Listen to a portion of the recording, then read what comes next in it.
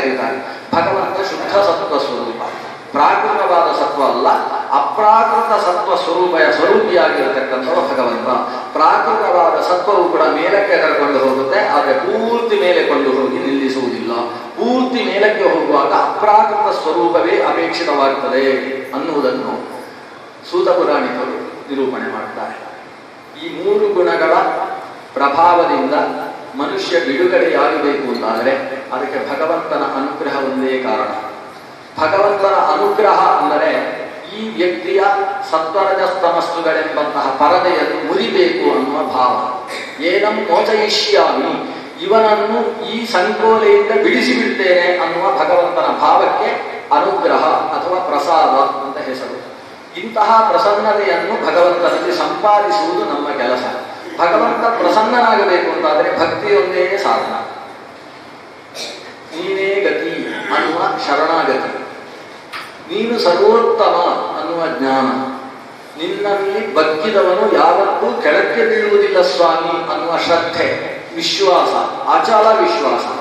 ಅದರ ಜೊತೆಗೆ ಭಗವಂತ ನೀನು ಸರ್ವೋತ್ತಮನೆತ್ತಿ, ನಿನ್ನನ್ನು ನಂಬಿದವನ ಕೈ ಬಿಡತಕ್ಕಂಥವನಲ್ಲ, ಅಂತಹ ನೀನು ನನಗೆ ಅತ್ಯಂತ ಪ್ರಿಯ ಅಂತ ಹೇಳ್ತಾ ಹೇಳ್ತಾ ಪ್ರೀತಿಸುವುದು, ಇದಕ್ಕೆ ಭಕ್ತಿ ಅಂತ ಹೆಸರು. ಇಂತಹ ಶ್ರವಣ ಮನನಾದಿಯುಕ್ತವಾದಂತಹ ಭಕ್ತಿಯ ಜೊತೆಗೆ ಭಗವಂತನನ್ನು ಪ್ರೀತಿಗೊಳಿಸಿ, ಪ್ರೀತನಾದ ಭಗವಂತ ಇವನನ್ನು ಅನುಗ್ರಹಿಸಬೇಕು ಅಂತ ಭಾವಿಸಿದಾಗ ಕಣ್ಣಿಗೆ ಕಾಣಿಸಿಕೊಳ್ತಾನೆ. ಆದ ದೇವರನ್ನು ಕಾಣುವುದಕ್ಕೋಸ್ಕರ ಮನುಷ್ಯ ಪ್ರಯತ್ನಿಸಬೇಕು ಅನ್ನುವ ಉಪಸಂಹಾರವನ್ನು ಮಾಡ್ತಾರೆ ಸೂತ ಪುರಾಣಿಕರು. ಆಗ ಶೌನಕಾದಿಗಳು ಹೇಳ್ತಾರೆ, ಪರೀಕ್ಷಿತ್ ರಾಜನಿಗೆ ಈ ಭಾಗವತವನ್ನು ಹೇಳಿದರು ಶುಕಾಚಾರ್ಯರು ಶುಕಸ್ಥಲದಲ್ಲಿ ಅಂತ ತಾವು ಹೇಳಿದಿರಿ. ಆದರೆ ಪರೀಕ್ಷಿತನಿಗೆ ಅಂತಹ ಗತಿ ಯಾಕೆ ಬಂತು, ಭಾಗವತ ಕೇಳುವ ಗತಿ ಯಾಕೆ ಬಂತು ಅಂತ ಹೇಳ್ತಾರೆ. ಸ್ವಲ್ಪ ನಾಚಿಕೆ ಆಗಲಿ ಶುಕ್ರಾಚಾರ್ಯ ಇಲ್ಲಿ ಸೂತ ಪುರಾಣಿಕರಿಗೆ ಹೇಳಿದರು, ಪರೀಕ್ಷಿತ್ ರಾಜ ರಾಜ್ಯಭಾರದಲ್ಲಿ ನಿರತನಾಗಿದ್ದಾನೆ, ಚಕ್ರವರ್ತಿಯಾಗಿದ್ದಾನೆ ಅನ್ನುವುದು ಹೌದು. ಚಕ್ರವರ್ತಿ ಭಾಗವತವನ್ನು ಕೇಳಿಕೊಂಡು ಕೂತ್ರೆ ಲೋಕರಕ್ಷಣೆ ಯಾರು ಮಾಡುವುದು ಅನ್ನುವ ಪ್ರಶ್ನೆಯೂ ಸಹಜ. ಆದರೆ ಚಕ್ರವರ್ತಿಯಾದಂತಹ ಪರೀಕ್ಷಿತ ಪ್ರತಿನಿತ್ಯವೂ ಕೂಡ ಭಗವದ್ ಆರಾಧನೆಯಲ್ಲಿ ನಿಷ್ಠನಾಗಿದ್ದವ, ಜ್ಞಾನಿಗಳ ಸೇವೆಯನ್ನು ಮಾಡಿ ಜ್ಞಾನದ ಮಹತ್ವವನ್ನು ತಿಳಿದಿರತಕ್ಕಂಥವ. ಯಾಕಂದರೆ ಅವನು ಶ್ರೀಕೃಷ್ಣನ ಪೈತೃಶ್ವಸೇಯ ವಂಶದಲ್ಲಿ ಬಂದಿರತಕ್ಕಂಥವ. ಪೈತೃಶ್ವಸೇಯ, ಪಿತೃಶ್ವಸ ಅಂತ ಹೇಳಿದ್ರೆ ಸೋದರತ್ತೆಯ ಮಗನ ವಂಶದಲ್ಲಿ ಬಂದಿರತಕ್ಕಂಥವ ಅಂತ ಅರ್ಥ. ಪೈತೃಶ್ವಸೇಯ ಪ್ರೀತ್ಯರ್ಥ. ಆ ದೃಷ್ಟಿಯಿಂದ ಅರ್ಜುನನ ವಂಶದಲ್ಲಿ ಇವನು ಶ್ರೀಕೃಷ್ಣನ ಸೋದರತ್ತೆ ಅಂತ ಹೇಳಿದ್ರೆ ಪೃಥೆ ಅಂದ್ರೆ ಕುಂತಿಯ ವಂಶ ಅಂದ್ರೆ ಕೌಂತೆಯ ವಂಶದಲ್ಲಿ ಬಂದಿರತಕ್ಕಂತಹ ಪಾಂಡವನಾಗಿರ್ತಕ್ಕಂತಹ ಈ ಪರೀಕ್ಷಿತ ರಾಜ ಯಾವತ್ತೂ ಕೂಡ ಜ್ಞಾನದಲ್ಲಿ ಆಸಕ್ತನಾಗಿರ್ತಕ್ಕಂಥವನು. ಅಂತಹ ಪರೀಕ್ಷಿತ ಒಂದು ಸಂದರ್ಭದಲ್ಲಿ ತಾನು ತಪ್ಪು ಮಾಡಿದ. ಯಾಕೆ ತಪ್ಪು ಮಾಡಿದ? ಅಷ್ಟೇ ಅಲ್ಲ, ಅವನ ಪೈತೃಶ್ವಸೆಯ ವಂಶ ಅಂತ ಆದುಕೊಳ್ಳೆ ಅವರ ಜ್ಞಾನದಲ್ಲಿ ಯಾಕೆ ಆಸಕ್ತನಾಗಿರಬೇಕು? ಅದಕ್ಕೆ ಹಾಗಾದ್ರೆ ನಿಮಗೆ ಸ್ವಲ್ಪ ಪಾಂಡವರ ಕಥೆ ಹೇಳಿ ನಾನು ಹೇಳಬೇಕು ಅಂತ ಪಾಂಡವರ ಕಥೆಯನ್ನು ಶುರು ಮಾಡ್ತಾರೆ. ಭಾಗವತದ ಕಥೆ ಶುರುವಾಗುವುದು ಎಲ್ಲಿಂದ ಅಂತ ಕೇಳಿದ್ರೆ ಕೆಲವರು ಹೇಳುವುದು ಉಂಟು, ಮಹಾಭಾರತ ಮುಗಿದ ದಿವಸದಿಂದ ಭಾಗವತದ ಕಥೆ ಶುರುವಾಯಿತು. ಅಂದ್ರೆ ಅಶ್ವತ್ಥಾಮ ಶಿಬಿರದಾಹವನ್ನು ಮಾಡುವುದಕ್ಕೆ ಹೊರಟ ಅನ್ನುವಲ್ಲಿಂದ ಭಾಗವತದ ಕಥೆ ಪ್ರಾರಂಭ ಆಗ್ತದೆ. ಜ್ಞಾನ ತತ್ವ ಅದು ಮೊದಲೇ ಶುರುವಾಯಿತು, ಸತ್ವರಜಸ್ತುಗಳ ವಿಮರ್ಶೆ ಇತ್ಯಾದಿಗಳು ಶುರುವಾಯಿತು. ಈಗ ಕಥೆ ಶುರುವಾಗ್ತದೆ. ಅಶ್ವತ್ಥಾಮ ಶಿಬಿರದಲ್ಲಿ ಹಾಯಾಗಿ ಮಲಗಿದ್ದಂತಹ ಪಾಂಡವರ ಸೇನೆಯನ್ನು ಕಡಿದು ನಾಶ ಮಾಡಿದ್ದಾರೆ. ಅದರಲ್ಲಿ ಪಾಂಡವರಿಗೆ ದ್ರೌಪದೀ ದೇವಿಯಲ್ಲಿ ಆವಿರ್ಭಾವಗೊಂಡಂತಹ ಶತಾನೀಕನೇ ಮೊದಲಾದ 5 ಜನ ದ್ರೌಪದೇಯರು ಕೂಡ ಸೇರಿದ್ದಾರೆ. ಅವರ ತಲೆಯನ್ನು 5 ಜುಟ್ಟುಗಳನ್ನು ಜೋಡಿಸಿ ಒಂದೇ ಕೈಯಲ್ಲಿ, ಅದು ಎಡಗೈಯಲ್ಲಿ, ಯಾಕಂದ್ರೆ ಹೆಣದ ತಲೆ ಅನ್ನುವ ಕಾರಣದಿಂದ ಎಡಗೈಯಲ್ಲಿ ಹಿಡಿದುಕೊಂಡು ತಂದಿದ್ದಾನೆ. ತೊಡೆ ಮುರಿದು ಬಿದ್ದಂತಹ ದುರ್ಯೋಧನನ ಕಣ್ಣಿಗೆ ತೋರಿಸ್ತಾನೆ, ನೋಡು 5 ಜನ ಪಾಂಡವರನ್ನು ಕತ್ತರಿಸಿ ತಂದಿದ್ದೇನೆ. ದುರ್ಯೋಧನ ಕಣ್ಣು ಬಿಳಿ ಮಾಡಿ ನೋಡ್ತಾನೆ, ಕಣ್ಣಲ್ಲಿ ಒಂದು ಮುಖ ಹತ್ತಾಗಿ ಕಾಣಿಸುವಂತಹ ನಿದ್ರಾಣದಲ್ಲಿದ್ದಾನೆ. ಅವನಿಗೆ ಇವನ ಕೈಯಲ್ಲಿ 10 ತಲೆಗಳು ಕಾಣಿಸ್ತಾವೆ. ಮತ್ತೆ ಕಣ್ಣು ಹೀಗೆ ಮಿಟುಕಿಸಿದ ಸ್ವಲ್ಪ ನೀರು ಮೈ ಮೇಲೆ ಹಾಕು ಅಂತ ಹೇಳ್ತಾನೆ. ಇವ ಆ ತಲೆಯಲ್ಲಿದ್ದ ರಕ್ತವನ್ನೇ ಹಿಂಡಿ ಅವನ ಮೈ ಮೇಲೆ ಹಾಕ್ತಾನೆ. ಅದರಿಂದ ಸ್ವಲ್ಪ ಸಮಾಧಾನಗೊಂಡಂತಹ ದುರ್ಯೋಧನ ಹೀಗೆ ನೋಡ್ತಾನೆ. ನೋಡಿದ್ರೆ ಅಷ್ಟು ಇಷ್ಟ ಆಗಲಿಲ್ಲ, ಇದು ಪಾಂಡವರ ತಲೆ ಅಲ್ಲ ಅಂತ ಅನಿಸ್ತದೆ. ವಿಪ್ರಿಯಂ ದ್ರೌಡಿರಿತಿ ಸ್ಮ ಪಶ್ಯನ್ ಕೃಷ್ಣಾಸುತಾನಾಂ ಸ್ವಪದಾಂ ಶಿರಾಂಸಿ ಅಪಾಹರತು ವಿಪ್ರಿಯಮೇವ ತಸ್ಯ. ಆ 5 ತಲೆಯನ್ನು ತಂದು ಮಂದಿರಿಸಿದಾಗ ಇದು ಯಾಕೋ ಪಾಂಡವರ ತಲೆ ಅಲ್ಲೂ ಅಲ್ಲ. ಆಗ ಅಶ್ವತ್ಥಾಮ ಹೇಳಿದ, ಪಾಂಡವರ ಮಕ್ಕಳಾದರೇನು, ಪಾಂಡವರಾದರೇನು, ಮಕ್ಕಳ ತಲೆ ತಂದಿದ್ದೇನೆ. ಅವರನ್ನೇ ಕತ್ತರಿಸಿದರೆ ಅವರಿಗೆ ಎಷ್ಟು ದುಃಖವಾದೀತೋ ಅದಕ್ಕಿಂತ ಹೆಚ್ಚಿನ ದುಃಖ ಮಕ್ಕಳ ತಲೆ ಕತ್ತರಿಸಿದ್ದಾಗುತ್ತೆ. ನಿಮಗೆ ಪಾಂಡವರಿಗೆ ಹಿಂಸೆ ಕೊಡುವುದು ನಿನ್ನ ಉದ್ದೇಶ, ನೋಡಿ ಮಾಡಿದ್ದೇನೆ. ದುರ್ಯೋಧನನಿಗೆ ಸಮಾಧಾನ ಆಯಿತು. ಅವ ಯೋಚಿಸಿದ, 5 ಜನ ಪಾಂಡವರನ್ನು ಈಗ ಕತ್ತರಿಸಿದ್ದ ಅಂತ ಇಟ್ಕೊಳ್ಳುವ, ಈ 5 ಜನ ಪಾಂಡವರ ಉಪ ಪಾಂಡವರು ಅನಿಸಿದ ಇವರು ಸಿಂಹಾಸನಕ್ಕೆ ಬಂದುಬಿಡ್ತಿದ್ರು. ಈಗ ಇವರನ್ನು ಕತ್ತರಿಸಿದ್ರಿಂದ ಪಾಂಡವರು ಅಳುವುದನ್ನು ನೋಡ್ಲಿಕ್ಕೆ ನಾನು ಬದುಕಿರೋಲ್ಲಲ್ವಾ ಅಂತ ಅಷ್ಟೇ ಬೇಸರ. ಇನ್ನೂ ಅವರ ದುಃಖ ಬೇಕಾದಷ್ಟು ಆಯಿತು. ಪುತ್ರ ಶೋಕಂ ನಿರಂತರ ಅಂತ ಗಾದೆ ಇಲ್ವೇ ಅಂತ ಆಲೋಚಿಸಿ ಸಮಾಧಾನ ಆಯಿತು. ಅಶ್ವತ್ಥಾಮ, ಎಷ್ಟು ಒಳ್ಳೆ ಕೆಲಸ ಮಾಡಿದಿ, ನೀನೇ ನನ್ನ ಋಣವನ್ನು ತೀರಿಸಿದವ, ಬಾಲ್ಯದಲ್ಲಿ ನಿನಗೆ 1 ಲೋಟ ಹಾಲು ಕೊಟ್ಟದ್ದಕ್ಕೆ ಸರಿ ಮಾಡಿದೆಯಪ್ಪ ಅಂತ ಹೇಳಿ ಸತ್ತ. ಸಾಯುವಾಗಲೂ ಇಷ್ಟು ಕೆಲಸ ಮಾಡಿ ಸತ್ತ. ದುರ್ಯೋಧನ ಸತ್ತ ದಿವಸ ಕಲಿಯುಗ ಪ್ರಾರಂಭವಾಯಿತು. ಅವನೇ ಕಲಿಯಾಗಿದ್ದ ಸ್ವತಃ. ಆದರೆ ಅಲ್ಲಿಯ ಪರಿಸ್ಥಿತಿ ಏನು? 5 ಜನ ಪಾಂಡವರು ಕೌರವರ ಪಾಳೆಯದಲ್ಲಿದ್ದರು. ದ್ರೌಪದಿ ದೇವಿ ಸಮೇತರಾಗಿ ಬೆಳಗ್ಗೆ 4:15 ಗಂಟೆಯ ಹೊತ್ತು ಕೋಳಿ ಕೂಗುವುದಕ್ಕೆ ಪ್ರಾರಂಭವಾಗಿದೆ. ಅಷ್ಟೇ ಮೂಡಣದ ದಿಸೆ ಕೆಂಪೇರಿದೆ. ಅಷ್ಟು ಹೊತ್ತಿಗೆ ಅಲ್ಲಿಗೆ ಸುದ್ದಿ ಬಂತು. ಒಬ್ಬ ಭೀಮಸೇನನ ಸಾರಥಿ ಓಡಿ ಬರ್ತಾನೆ. ಬಂದು ದ್ರೌಪದಿ ದೇವಿಗೆ ಸುದ್ದಿ ಅರುತ್ತಾನೆ, 5 ಜನ ಮಕ್ಕಳು ಕೂಡ ಕೊಲೆಯಾಗಿದ್ದಾರೆ. ಅರ್ಜುನ ಕೆಂಡವಾಗ್ತಾನೆ. ಭೀಮಸೇನ ಸಮಾಧಾನದಲ್ಲಿದ್ದಾರೆ. ಅಂದ್ರೆ ಸಾಯುವವರೆಲ್ಲ ಸಾಯ್ಬೇಕು ಅಂತಲೇ. ಭೀಮಸೇನಿಗೆ ತನ್ನ ಹೊಟ್ಟೆಯಲ್ಲಿ ಹುಟ್ಟಿದ ಮಕ್ಕಳು ಬೇರೆ ಅಲ್ಲ, ಬೇರೆಯವರು ಬೇರೆಯವರು. ಸಾಯುವವರು ಸಾಯ್ಬೇಕಾದ್ರು. ಯಾವಾಗ ಯಾರು ಯಾವಾಗ ಹೇಗೆ ಸಾಯ್ಬೇಕು ಹಾಗೆ ಸಾಯ್ತಾರೆ ಅಂತ ಭೀಮಸೇನಿಗೆ ನಿಶ್ಚಯ. ಆದರೆ ಅರ್ಜುನ ಕೆಂಡಾಮಂಡಲವಾಗಿ ಬಿಡ್ತಾನೆ. ದ್ರೌಪದಿ ದೇವಿಯ ದುಃಖ ಅದು ಹೆತ್ತ ಕರುಳು. ಆಕೆಗೆ ಹೇಳ್ತಾನೆ, ಆ ಕತ್ತರಿಸಿದ ಗುರುಪುತ್ರನ ತಲೆಯನ್ನು ತಂದು ನಿನ್ನ ಪಾದ ತಲದಲ್ಲಿ ಬಿಸಾಡ್ತಾನೆ, ಕೈಕಾಲು ಕಟ್ಟಿಸಿ. ಆಮೇಲೆ ಅವನ ಕಣ್ಣೀರು ನೋಡಿದ ಮೇಲೆ ನೀನು ಬೆಳಕಿನ ಸ್ನಾನ ಮಾಡಬೇಕು ಅಂತ ಹೇಳಿ ಹೊರಡ್ತಾನೆ. ಆದರೆ ಅವ ಹೊರಡುವ ರಭಸವನ್ನು ನೋಡಿ ಕೃಷ್ಣನಿಗೆ ಗೊತ್ತಾಯ್ತು, ಏನೋ ಎಡವಟ್ಟು ಮಾಡ್ತಾನೆ ಅಂತ. ಕೃಷ್ಣನೇ ಹೋಗಿ ರಥದಲ್ಲಿ ಸಾರಥಿಯಾಗಿ ಕೂತ್ಕೊಳ್ತಾನೆ. ಅರ್ಜುನನನ್ನು ಕರೆದೊಯ್ತಾನೆ. ಅಶ್ವತ್ಥಾಮ ಇಷ್ಟು ಮಾಡಿದವ ದುರ್ಯೋಧನನಿಗೆ ಆ ತಲೆಯನ್ನು ತೋರಿಸಿದ ಮೇಲೆ ಅರ್ಜುನನ ನೆನಪಾಗಿ, ಭೀಮಸೇನನ ನೆನಪಾಗಿ ಭೀಮಾರ್ಜುನದಿಂದ ಬೆದರಿ ಬೇವತ್ತು ಓಡ್ತಾ ಇದ್ದಾನೆ. ಬೆನ್ನು ಹತ್ತಿದ ಶ್ರೀಕೃಷ್ಣ ಅರ್ಜುನನನ್ನು ರಥದಲ್ಲಿ ಕೂರಿಸಿಕೊಂಡು ಓಡಿದಂತಹ ಅಶ್ವತ್ಥಾಮ ಕುದುರೆಯ ಕೈಕಾಲು ತುಂಡಾಯಿತು ಅಂತ ಕೆಳಗೆ ಜಾರಿದ. ನೆಲದಲ್ಲಿ ಓಡುವುದಕ್ಕೆ ಶುರು ಮಾಡಿದ. ನೆಲದಲ್ಲಿ ಓಡುವವನನ್ನು ರಥದಲ್ಲಿ ಓಡಿಸುವುದು ಸರಿಯಲ್ಲ ಅಂತ ಅರ್ಜುನನ್ನು ರಥದಲ್ಲಿ ಇಳಿಲಿಕ್ಕೆ ಹತ್ತಾನೆ. ಅದು ನಮ್ಮ ಭಾಷೆ ಆಗಿಲ್ಲ, ಇಳಿಲಿಕ್ಕೆ ಹತ್ತಾನೆ. ಅಷ್ಟು ಹೊತ್ತಿಗೆ ಕೃಷ್ಣ ಹೇಳ್ತಾನೆ, ಇಳಿಲಿಕ್ಕೆ ಹತ್ತಬೇಡ ಮಗು, ರಥದಲ್ಲೇ ಓಡಿಸಬೇಕು ಈ ಅಪರಾಧಿಯನ್ನು ಅಂತ ರಥದಲ್ಲೇ ಓಡಿಸು. ಅಷ್ಟು ಹೊತ್ತಿಗೆ ಇವನ ಕೈಯಿಂದ ನಾನು ಬದುಕಿಡುವುದಕ್ಕೆ ಸಾಧ್ಯ ಇಲ್ಲ ಅಂತ ತೀರ್ಮಾನಿಸಿದಂತಹ ಅಶ್ವತ್ಥಾಮ ಅಲ್ಲೇ ಬಿದ್ದಿದ್ದ ಒಂದು ಹುಲ್ಲನ್ನು ಕೈಯಲ್ಲಿ ಎತ್ತಿಕೊಂಡು ಬ್ರಹ್ಮ ಮಂತ್ರವನ್ನು ಅಭಿಮಂತ್ರಿಸಿ ಬ್ರಹ್ಮಾಸ್ತ್ರವನ್ನಾಗಿಸಿ ಅರ್ಜುನನ ಕಡೆಗೆ ನೋಡಿ ಪಾಂಡವ ವಂಶದ ಮೇಲೆ ಬಿಸಿದ. ಅವ ಏನು ಸಂಕಲ್ಪ ಮಾಡಿದ, ಬ್ರಹ್ಮ ಶಿರಸ್ಸನ್ನು ಹೊರಡಿಸುವಾಗ ಕೇವಲ ಅರ್ಜುನನನ್ನಲ್ಲ, ಇಡೀ ಪಾಂಡುವಂಶವನ್ನು ನಿರ್ಮಾಣ ಮಾಡಿ, ಪಾಂಡುವಂಶದ ಗುಡಿ ಉತ್ತರೆಯ ಗರ್ಭದಲ್ಲಿ ಬೆಳೀತಾ ಇದೆ, ಅದನ್ನು ಸಂಹಾರ ಮಾಡುವುದು. ಇಡೀ ಪಾಂಡುವಂಶದ ಗುಡಿಯ ಕಡೆಗೆ ಒಂದು ಅಸ್ತ್ರವನ್ನು ಎಸೆದ.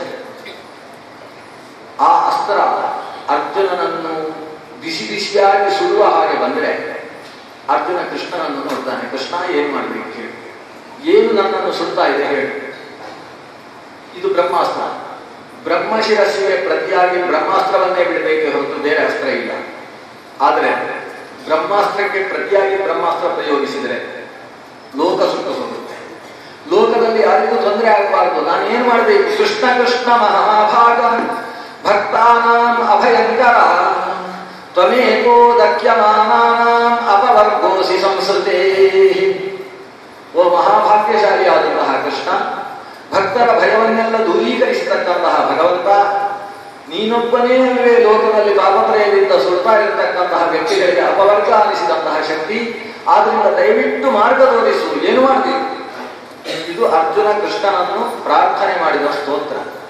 ಇದಕ್ಕೆ ತಾಪತ್ರಯೋನ್ಮೂಲನ ಮಂತ್ರ ಅಂತ ಹೆಸರು. ಇವತ್ತಿಗೂ ಯಾರಿಗಾದರೂ ಸಿಕ್ಕಾಪಟ್ಟೆ ತಾಪತ್ರಯಗಳು ಬರ್ತಾ ಇದ್ರೆ ಆವಾಗ ಈ ಸ್ತೋತ್ರವನ್ನು ಹೇಳಿಕೊಳ್ತಕ್ಕಂತಹ ಜ್ಯೋತಿಷ ಸಂಪ್ರದಾಯ ಇದೆ. ಕೃಷ್ಣ ಕೃಷ್ಣ ಮಹಾಭಾಗ ಭಕ್ತಾನಾಂ ಅಭಯಂಕರ ತ್ವಮೇಕೋ ದಕ್ಯಮಾನಾನಾಂ ಅಪವರ್ಗೋಸಿ ಸಂಸ್ಕೃತಿ. ಸಂಸಾರದಿಂದ ಅಪವರ್ಗವೆನಿಸಿರ್ತಕ್ಕಂತಹ ಕೃಷ್ಣನನ್ನು ಕೊಂಡಾಡುವ ಮಂತ್ರ ಅರ್ಜುನ ಹೇಳಿದ. ಕೃಷ್ಣ ಹೇಳಿದ, ಅರ್ಜುನ ಬ್ರಹ್ಮಾಸ್ತ್ರಕ್ಕೆ ಪ್ರತ್ಯಸ್ತ್ರ ಬ್ರಹ್ಮಾಸ್ತ್ರ ಅಂತ ನಿನಗೆ ಗೊತ್ತಿಲ್ಲದೇನು, ಹೊಡಿ ಬ್ರಹ್ಮಾಸ್ತ್ರವನ್ನು. ಅರ್ಜುನ ಬಾಣವನ್ನು ತೆಗೆದ, ಬಿಲ್ಲಿನ ಹೆದೆಗೆಟ್ಟು ಕರ್ಣಾಂತವಾಗಿ ಎಳೆದು ಸಂಕಲ್ಪ ಮಾಡಿದ, ಓ ಅಸ್ತ್ರ ಪುರುಷನೇ, ಆ ದ್ರೋಣಪುತ್ರನಿಗೆ ತೊಂದರೆ ಮಾಡಬೇಡ. ಸ್ವಸ್ತ್ಯಸ್ತು ದ್ರೋಣಪುತ್ರಾಯ ಭೂತೇಭ್ಯೋ ಮಕ್ಯಮೇವ ಚ. ದ್ರೋಣಪುತ್ರನಿಗೆ ಇದರಿಂದ ತೊಂದರೆ ಆಗುವುದು ಬೇಡ, ಲೋಕಕ್ಕೂ ತೊಂದರೆ ಆಗುವುದು ಬೇಡ, ಜೊತೆಗೆ ನಮ್ಮ ಕುಟುಂಬಕ್ಕೂ ತೊಂದರೆ ಆಗದೇ ಇರುವ ಹಾಗೆ ಕೆಲಸ ಮಾಡು ಸ್ವಾಮಿ ಅಂತ ಬ್ರಹ್ಮಮಂತ್ರವನ್ನು ಹೇಳಿ ಅದನ್ನು ಬಿಟ್ಟ. ನೋಡಿ, ಅಶ್ವತ್ಥಾಮನ ಸಂಕಲ್ಪಕ್ಕೂ ಅರ್ಜುನನ ಸಂಕಲ್ಪಕ್ಕೂ ಅಜ ಗಜಾಂತ. ಅಶ್ವತ್ಥಾಮ ಸಂಕಲ್ಪಿಸಿದ್ದ ವಂಶವೇ ನಿರ್ವಂಶವಾಗುವ ಹಾಗೆ ಕೆಲಸ ಮಾಡುವ, ವಸ್ತುತಃ ಯಾವ ತಪ್ಪನ್ನೂ ಮಾಡದೇ ಇದ್ದಂತಹ ಪಾಂಡುವಂಶವಲ್ಲ. ಅರ್ಜುನಾದಿಗಳು ದುರ್ಯೋಧನನ ದೃಷ್ಟಿಯಿಂದ ತಪ್ಪಿತಸ್ಥರಾಗಿದ್ದರೂ ಕೂಡ ದ್ರೋಣನ ದೃಷ್ಟಿಯಿಂದ ಪರಮಶುದ್ಧ ಸಾತ್ವಿಕರು. ಅಶ್ವತ್ಥಾಮನಿಗೆ ಅವರ ಮೇಲೆ ಸಿಟ್ಟು ಮಾಡುವುದಕ್ಕೆ ಕಾರಣ ಇರಲೇ ಇಲ್ಲ, ಕಲಿಯ ಆವೇಶ ಅಂತ ಬಿಟ್ಟ ಬೇರೆ ಕಾರಣ ಇಲ್ಲ. ಆದರೆ ಇಡೀ ವಂಶವನ್ನು ಸಂಹಾರ ಮಾಡುವಂತ ದುರ್ಯೋಧನದಿಂದ ಪ್ರೇರಿತನಾಗಿ ಅಶ್ವತ್ಥಾಮ ಸಂಕಲ್ಪ ಮಾಡಿ ಬ್ರಹ್ಮಶಿರಸ್ಸನ್ನು ತ್ಯಜಿಸಿದ. ಆದರೆ ಅರ್ಜುನ ತಮ್ಮ ವಂಶದ ಮೇಲೆ ಬ್ರಹ್ಮಾಸ್ತ್ರವನ್ನು ಬಿಟ್ಟಂತಹ ಅಶ್ವತ್ಥಾಮನನ್ನು ಕುರಿತು ಪ್ರಯೋಗ ಮಾಡುವಾಗ ಹೇಳಿದ, ಅಶ್ವತ್ಥಾಮನನ್ನು ತೊಂದರೆ ಮಾಡಬೇಡ, ಯಾಕಂದರೆ ನನ್ನ ಗುರುವಿನ ಮಗ ಅವ, ಗುರುಸುತನನ್ನು ಬ್ರಾಹ್ಮಣನನ್ನು ಹತ್ಯೆ ಮಾಡಬಾರದು. ಅಷ್ಟೇ ಅಲ್ಲ, ಭೂತೇಭ್ಯ ಎರಡು ಬ್ರಹ್ಮಾಸ್ತ್ರಗಳು ಸೇರಿ ಲೋಕಕ್ಷಯವಾಗಬಾರದು. ಮಖ್ಯಮೇವಚ, ಕೊನೇ ಅವಕಾಶ ನಮಗೂ ಆ ಅಸ್ತ್ರದಿಂದ ತೊಂದರೆ ಆಗದೇ ಇರಲಿ ಅಂತ ಇದ ಅಸ್ತ್ರವನ್ನು ಬಿಟ್ಟ. ಎರಡು ಅಸ್ತ್ರಗಳು ಸೇರಿ ಲೋಕವೇ ಸುಟ್ಟು ಹೋಗುವ ಪರಿಸ್ಥಿತಿ ಬರುವಂತಹದ್ದು. ಆದರೆ ಲೋಕ ದಯಾಳುವಾದಂತಹ ಭಗವಂತ ವೇದವ್ಯಾಸ ಮಧ್ಯದಲ್ಲಿ ಪ್ರತ್ಯಕ್ಷೀಭೂತನಾಗಿದ್ದಾನೆ. ಎರಡೂ ಅಸ್ತ್ರಗಳನ್ನು ಎರಡೂ ಕೈಗಳ ಬಲದಿಂದ ದೂರದಲ್ಲಿ ನಿಲ್ಲಿಸಿದ್ದಾನೆ. ನಿಲ್ಲಿಸಿ ಅರ್ಜುನನನ್ನು ಮತ್ತು ಅಶ್ವತ್ಥಾಮನನ್ನು ನೋಡಿ ಹೇಳ್ತಾರೆ, ನಗುತ್ತಾ ಹೇಳ್ತಾರೆ, ಸಿಟ್ಟಿಲ್ಲ ಅವರಿಗೆ, ನಿಮ್ಮ ನಿಮ್ಮ ಅಸ್ತ್ರವನ್ನು ಉಪಸಂಹಾರ ಮಾಡಿಕೊಳ್ಳಿ. ಹೀಗೆ ಮಕ್ಕಳಾಟ ಆಡಿ ಲೋಕವನ್ನು ಸಂಹಾರ ಮಾಡುವುದಕ್ಕೆ ಯಾರಿಗೂ ಅವಕಾಶ ಇಲ್ಲ. ಇವರ ಕೊನೆಯ ಮಾತನ್ನು ಕೇಳಿದಾಗ ಅರ್ಜುನ ಅಸ್ತ್ರವನ್ನು ಉಪಸಂಹರಿಸಬೇಕು, ಆದರೆ ಬಿಡುವುದಕ್ಕೆ ಹೇಳಿದವ ವೇದವ್ಯಾಸರ ಅಲ್ಲ, ಕೃಷ್ಣ ಅಂತ ಕೃಷ್ಣನ ಮುಖ ನೋಡ್ತಾನೆ. ಕೃಷ್ಣ ಕಣ್ಸನ್ನೆ ಮಾಡ್ತಾನೆ. ವೇದವ್ಯಾಸರೇ ಕೃಷ್ಣನಾಗಿದ್ದರೂ ಕೂಡ ಕೃಷ್ಣನ ಅನುಮತಿ ಬೇಕು ಅರ್ಜುನನಿಗೆ. ಕೃಷ್ಣ ಕಣ್ಸನ್ನೆ ಮಾಡಿದಾಗ ತನ್ನ ಅಸ್ತ್ರವನ್ನು ತಾನು ಉಪಸಂಹಾರ ಮಾಡಿದ್ದಾನೆ. ಆದರೆ ಅಶ್ವತ್ಥಾಮನಿಗೆ ಉಪಸಂಹಾರ ಮಾಡುವುದಕ್ಕೆ ಆಗುವುದಿಲ್ಲ. ಅಶ್ವತ್ಥಾಮ ಅಸ್ತ್ರದ ಉಪಸಂಹಾರದಲ್ಲಿ ಸೋತು ಬಿಡ್ತಾನೆ. ಉಪಸಂಹಾರ ಮಾಡುವುದು ಸುಲಭ ಅಲ್ಲ, ಪ್ರಯೋಗ ಮಾಡುವುದು ಸುಲಭ. ಎಲ್ಲ ನಮ್ಮ ಹಾಗೆ ಅಶ್ವತ್ಥಾಮನು ಕೂಡ. ನಾವು ಎದುರುಗಡೆ ದೂರದರ್ಶನ ಅಂತ ಎಲ್ಲರೂ ಕರೆಯುವುದು, ನನ್ನ ಹೆಸರು ಅದಕ್ಕೆ ದೂರದರ್ಶನ ಅಂತ. ಎದುರುಗಡೆ ಆ ಪೆಟ್ಟಿಗೆಯನ್ನು ಇಟ್ಟುಕೊಂಡು ಕೂತಿರುತ್ತೆ. ಅದರಲ್ಲಿ ಸಚಿನ್ ತಂಡೂಲಕರ ಅಂತ ಅವನ ಹೆಸರು. ಚಿಕ್ಕಾಬಟ್ಟೆ ಅಕ್ಕಿಯನ್ನು ಮಾಡುವುದರಿಂದ ತಂಡೂಲಕರ್ ಅಂತ ಅವನಿಗೆ ಹೆಸರು. ಎದ್ದು ಅಂತ ಹೊಡಿತಾ ಇದ್ದಾನೆ. ನಮ್ಮ ಮಕ್ಕಳು ಅಲ್ಲಿಗೆ ಬಾಣ ಪ್ರಯೋಗ ಮಾಡ್ತಾರೆ. ಕಣ್ಣು, ಕಿವಿ, ಮೂಗು ಅನ್ನುವ ಪಂಚೇಂದ್ರಿಯಗಳೆಂಬ ಪಂಚಬಾಣಗಳನ್ನು ಪ್ರಯೋಗ ಮಾಡ್ತಾರೆ. ಪ್ರಯೋಗ ಮಾಡಿ ಸಂಧ್ಯಾವಂದನೆಗೆ ಹೊತ್ತಾಗ್ತದೆ. ಅಪ್ಪ ಅಥವಾ ಅಜ್ಜ ಒಳಗಿಂದ ಕರೀತಾನೆ, ಸಂಧ್ಯಾವಂದನೆಗೆ ಸಮಯ ಆಯ್ತು ಬಾಬು. ಇವನಿಲ್ಲ, ಸೆಂಚುರಿ ಆಗದೆ ನಾನು ಬರೋಲ್ಲ ಅಂತ ಗೊತ್ತಿರ್ತಾನೆ. ಅದು ಎಳ್ದು ಅಕಸ್ಮಾತ್ ಎಳ್ಕೊಂಡು ಹೋಗಿ ಅವನನ್ನು ಸಂಧ್ಯಾವಂದನೆಗೆ ಕೂಡಿಸಿತು ಅಂತ ಆದರೂ ಅವನ ಬಾಣ ಪ್ರಯೋಗ ಅಲ್ಲಿದ್ದದ್ದು ಕಿವಿ ಆದರೂ ಅಲ್ಲೇ ಇರ್ತದೆ. ಇಲ್ಲಿ ಗಾಯತ್ರಿ ಬಾಯಿಯಲ್ಲಿ ಮಾತ್ರ ಇರ್ತದೆ. ಇದು ಬಾಣ ಪ್ರಯೋಗ ಮಾಡುವವರಿಗೆ ಎಚ್ಚರ ಇರಬೇಕು. ಯಾವಾಗ ಹಿಂದಕ್ಕೆ ತಗೊಳ್ಬೇಕು, ಆ ಹೊತ್ತಿಗೆ ಅದು ಒಳಗೆ ಬರುವ ಹಾಗೆ ಪ್ರಯೋಗ ಮಾಡಬೇಕು. ಪ್ರಯೋಗ ಮಾಡಿದ್ದನ್ನು ಹಿಂದಕ್ಕೆ ಎಳೆದುಕೊಳ್ಳುವ ಶಕ್ತಿ ಇಲ್ಲ ಅಂದ್ರೆ ಬ್ರಹ್ಮಚರ್ಯ ಹೋಯಿತು ಅಂತ ಅರ್ಥ. ಬ್ರಹ್ಮಚರ್ಯ ಅನ್ನುವುದಕ್ಕೆ ಅರ್ಥ ಇಂದ್ರಿಯವನ್ನು ಪ್ರಯೋಗಿಸಿದ್ರೆ ಬೇಕಾದಾಗ ಹಿಂದಕ್ಕೆ ಎಳೆದುಕೊಳ್ಳುವುದು. ಕೂರ್ಮೋಂಗಾನೀವ ಸರ್ವಶಃ ಕೃಷ್ಣ ಗೀತೆಯಲ್ಲಿ ಹೇಳ್ತಾನೆ. ಕೂರ್ಮಕ್ಕೆ ಪಂಚಾಂಗ ಅಂತ ಹೆಸರು. ಯಾಕಂದ್ರೆ 4 ಕಾಲುಗಳು, ಒಂದು ಮೂತಿ, 5 ಅಂಗಗಳು ಯಾವತ್ತೂ ಹೊರಗಿಂದ ಕಾಣಿಸ್ತಾ ಇರ್ತಾರೆ. ಆಮೇಲೆ ಏನಾದರೂ ಸ್ವಲ್ಪ ಬರಬರ ಅಂತ ಶಬ್ದ ಆಯಿತು ಅನ್ಕೊಳ್ಳಿ, ಅಷ್ಟನ್ನೂ ಒಳಗೆ ಎಳ್ಕೊಂಡು ಬರೀ ಕವಚ ಮಾತ್ರ ಇರುತ್ತೆ.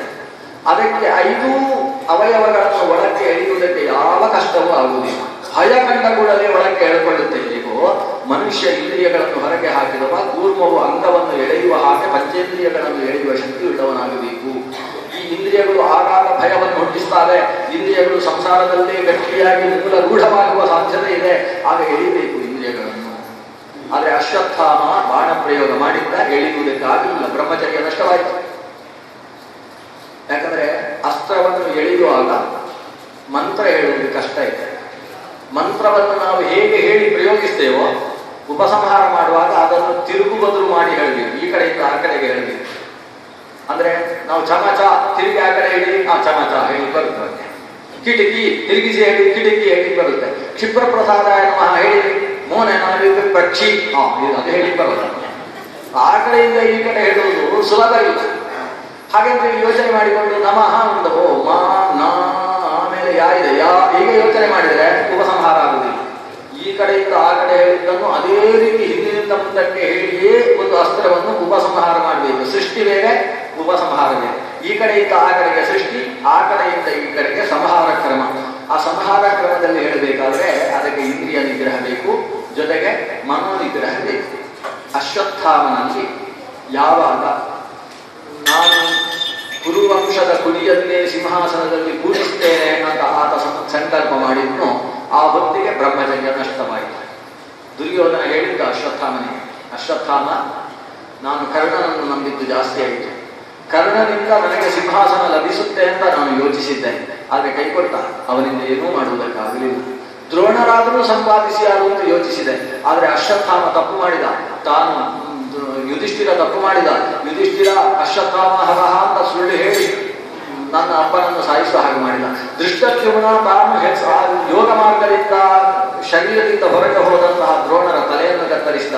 ಎಲ್ಲ ಅವರು ತಪ್ಪು ಮಾಡಿ ನನ್ನನ್ನು ಸಾಯಿಸಿದ. ಸರಿಯಾಗಿ ಮಾಡಿದವರನ್ನೆಲ್ಲ ತಪ್ಪು ಮಾಡಿದ್ರು ಅಂತ ತಿಳ್ಕೊಂಡೇ ಸತ್ತ ದುರ್ಯೋಧನ.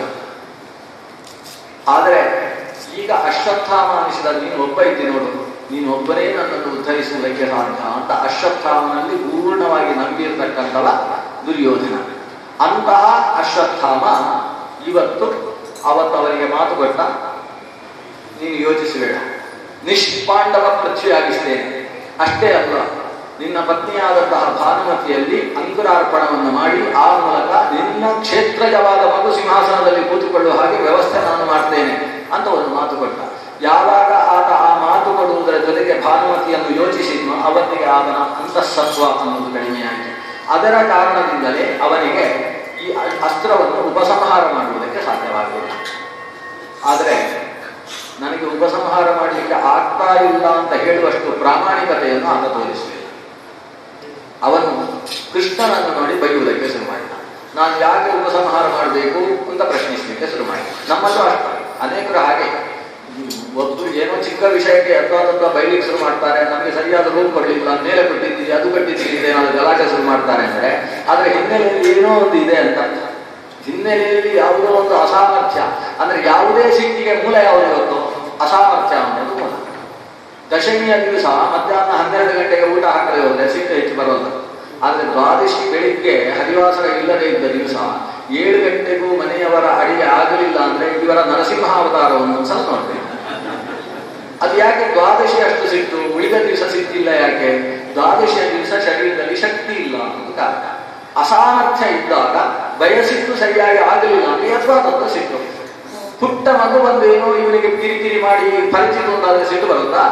ಸುಮ್ಮನೆ ಕೂತ್ಕೊ ಅಂತ ಸಿಟ್ಟು ಬಂದ ನಾಟಕ ಆಡ್ತೇವೆ ಹೊರತು ಸಿಟ್ಟು ಬರೋಲ್ಲ. ಅದೇ ಯಾರನ್ನು ಎದುರಿಸುವುದಕ್ಕೆ ಶಕ್ತಿ ಇಲ್ಲ ಅವರಿಂದ ತೊಂದರೆಯಾದಾಗ ಸಿಟ್ಟು ಬರುತ್ತೆ. ಸಿಟ್ಟು ಬಂದು ಕೊನೆಗೆ ಅವರ ತಲೆ ಹೊಡೆಯುವುದಕ್ಕೆ ಶಕ್ತಿ ಇಲ್ಲ, ತಾನೇ ಗೋಡೆಗೆ ಹೋಗಿ ತಲೆ ಹೊಡಿತಾನೆ. ಗೋಡೆ ಪಾಪ ಏನೋ ಪಾಪ ಮಾಡಿರುವುದಿಲ್ಲ, ಅದಕ್ಕೆ ತನ್ನ ತಲೆ ಹೊಡ್ಕೊಳ್ತಾನೆ. ಅಂದು ಸಿಟ್ಟಿನ ಕಾರಣ ಅಸಾಮರ್ಥ್ಯ ಅನ್ನುವುದು ಸಿಟ್ಟಿಗೆ ಕಾರಣ.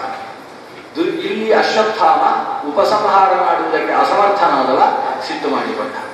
ಕೃಷ್ಣನಲ್ಲಿ ಇಲ್ಲದೇ ಇದ್ದ ದೋಷಗಳನ್ನು ಆರೋಪ ಮಾಡುವುದಕ್ಕೆ ಶುರು ಮಾಡಿದ. ಕೃಷ್ಣ ಹೇಳಿದ, ಅಶ್ವತ್ಥಾಮ ಸುಮ್ಮನೆ ಆಕ್ಷೇಪ ಮಾಡಬೇಡ, ತಪ್ಪು ಯಾರು ಅಂತ ಯೋಚನೆ ಮಾಡಿ.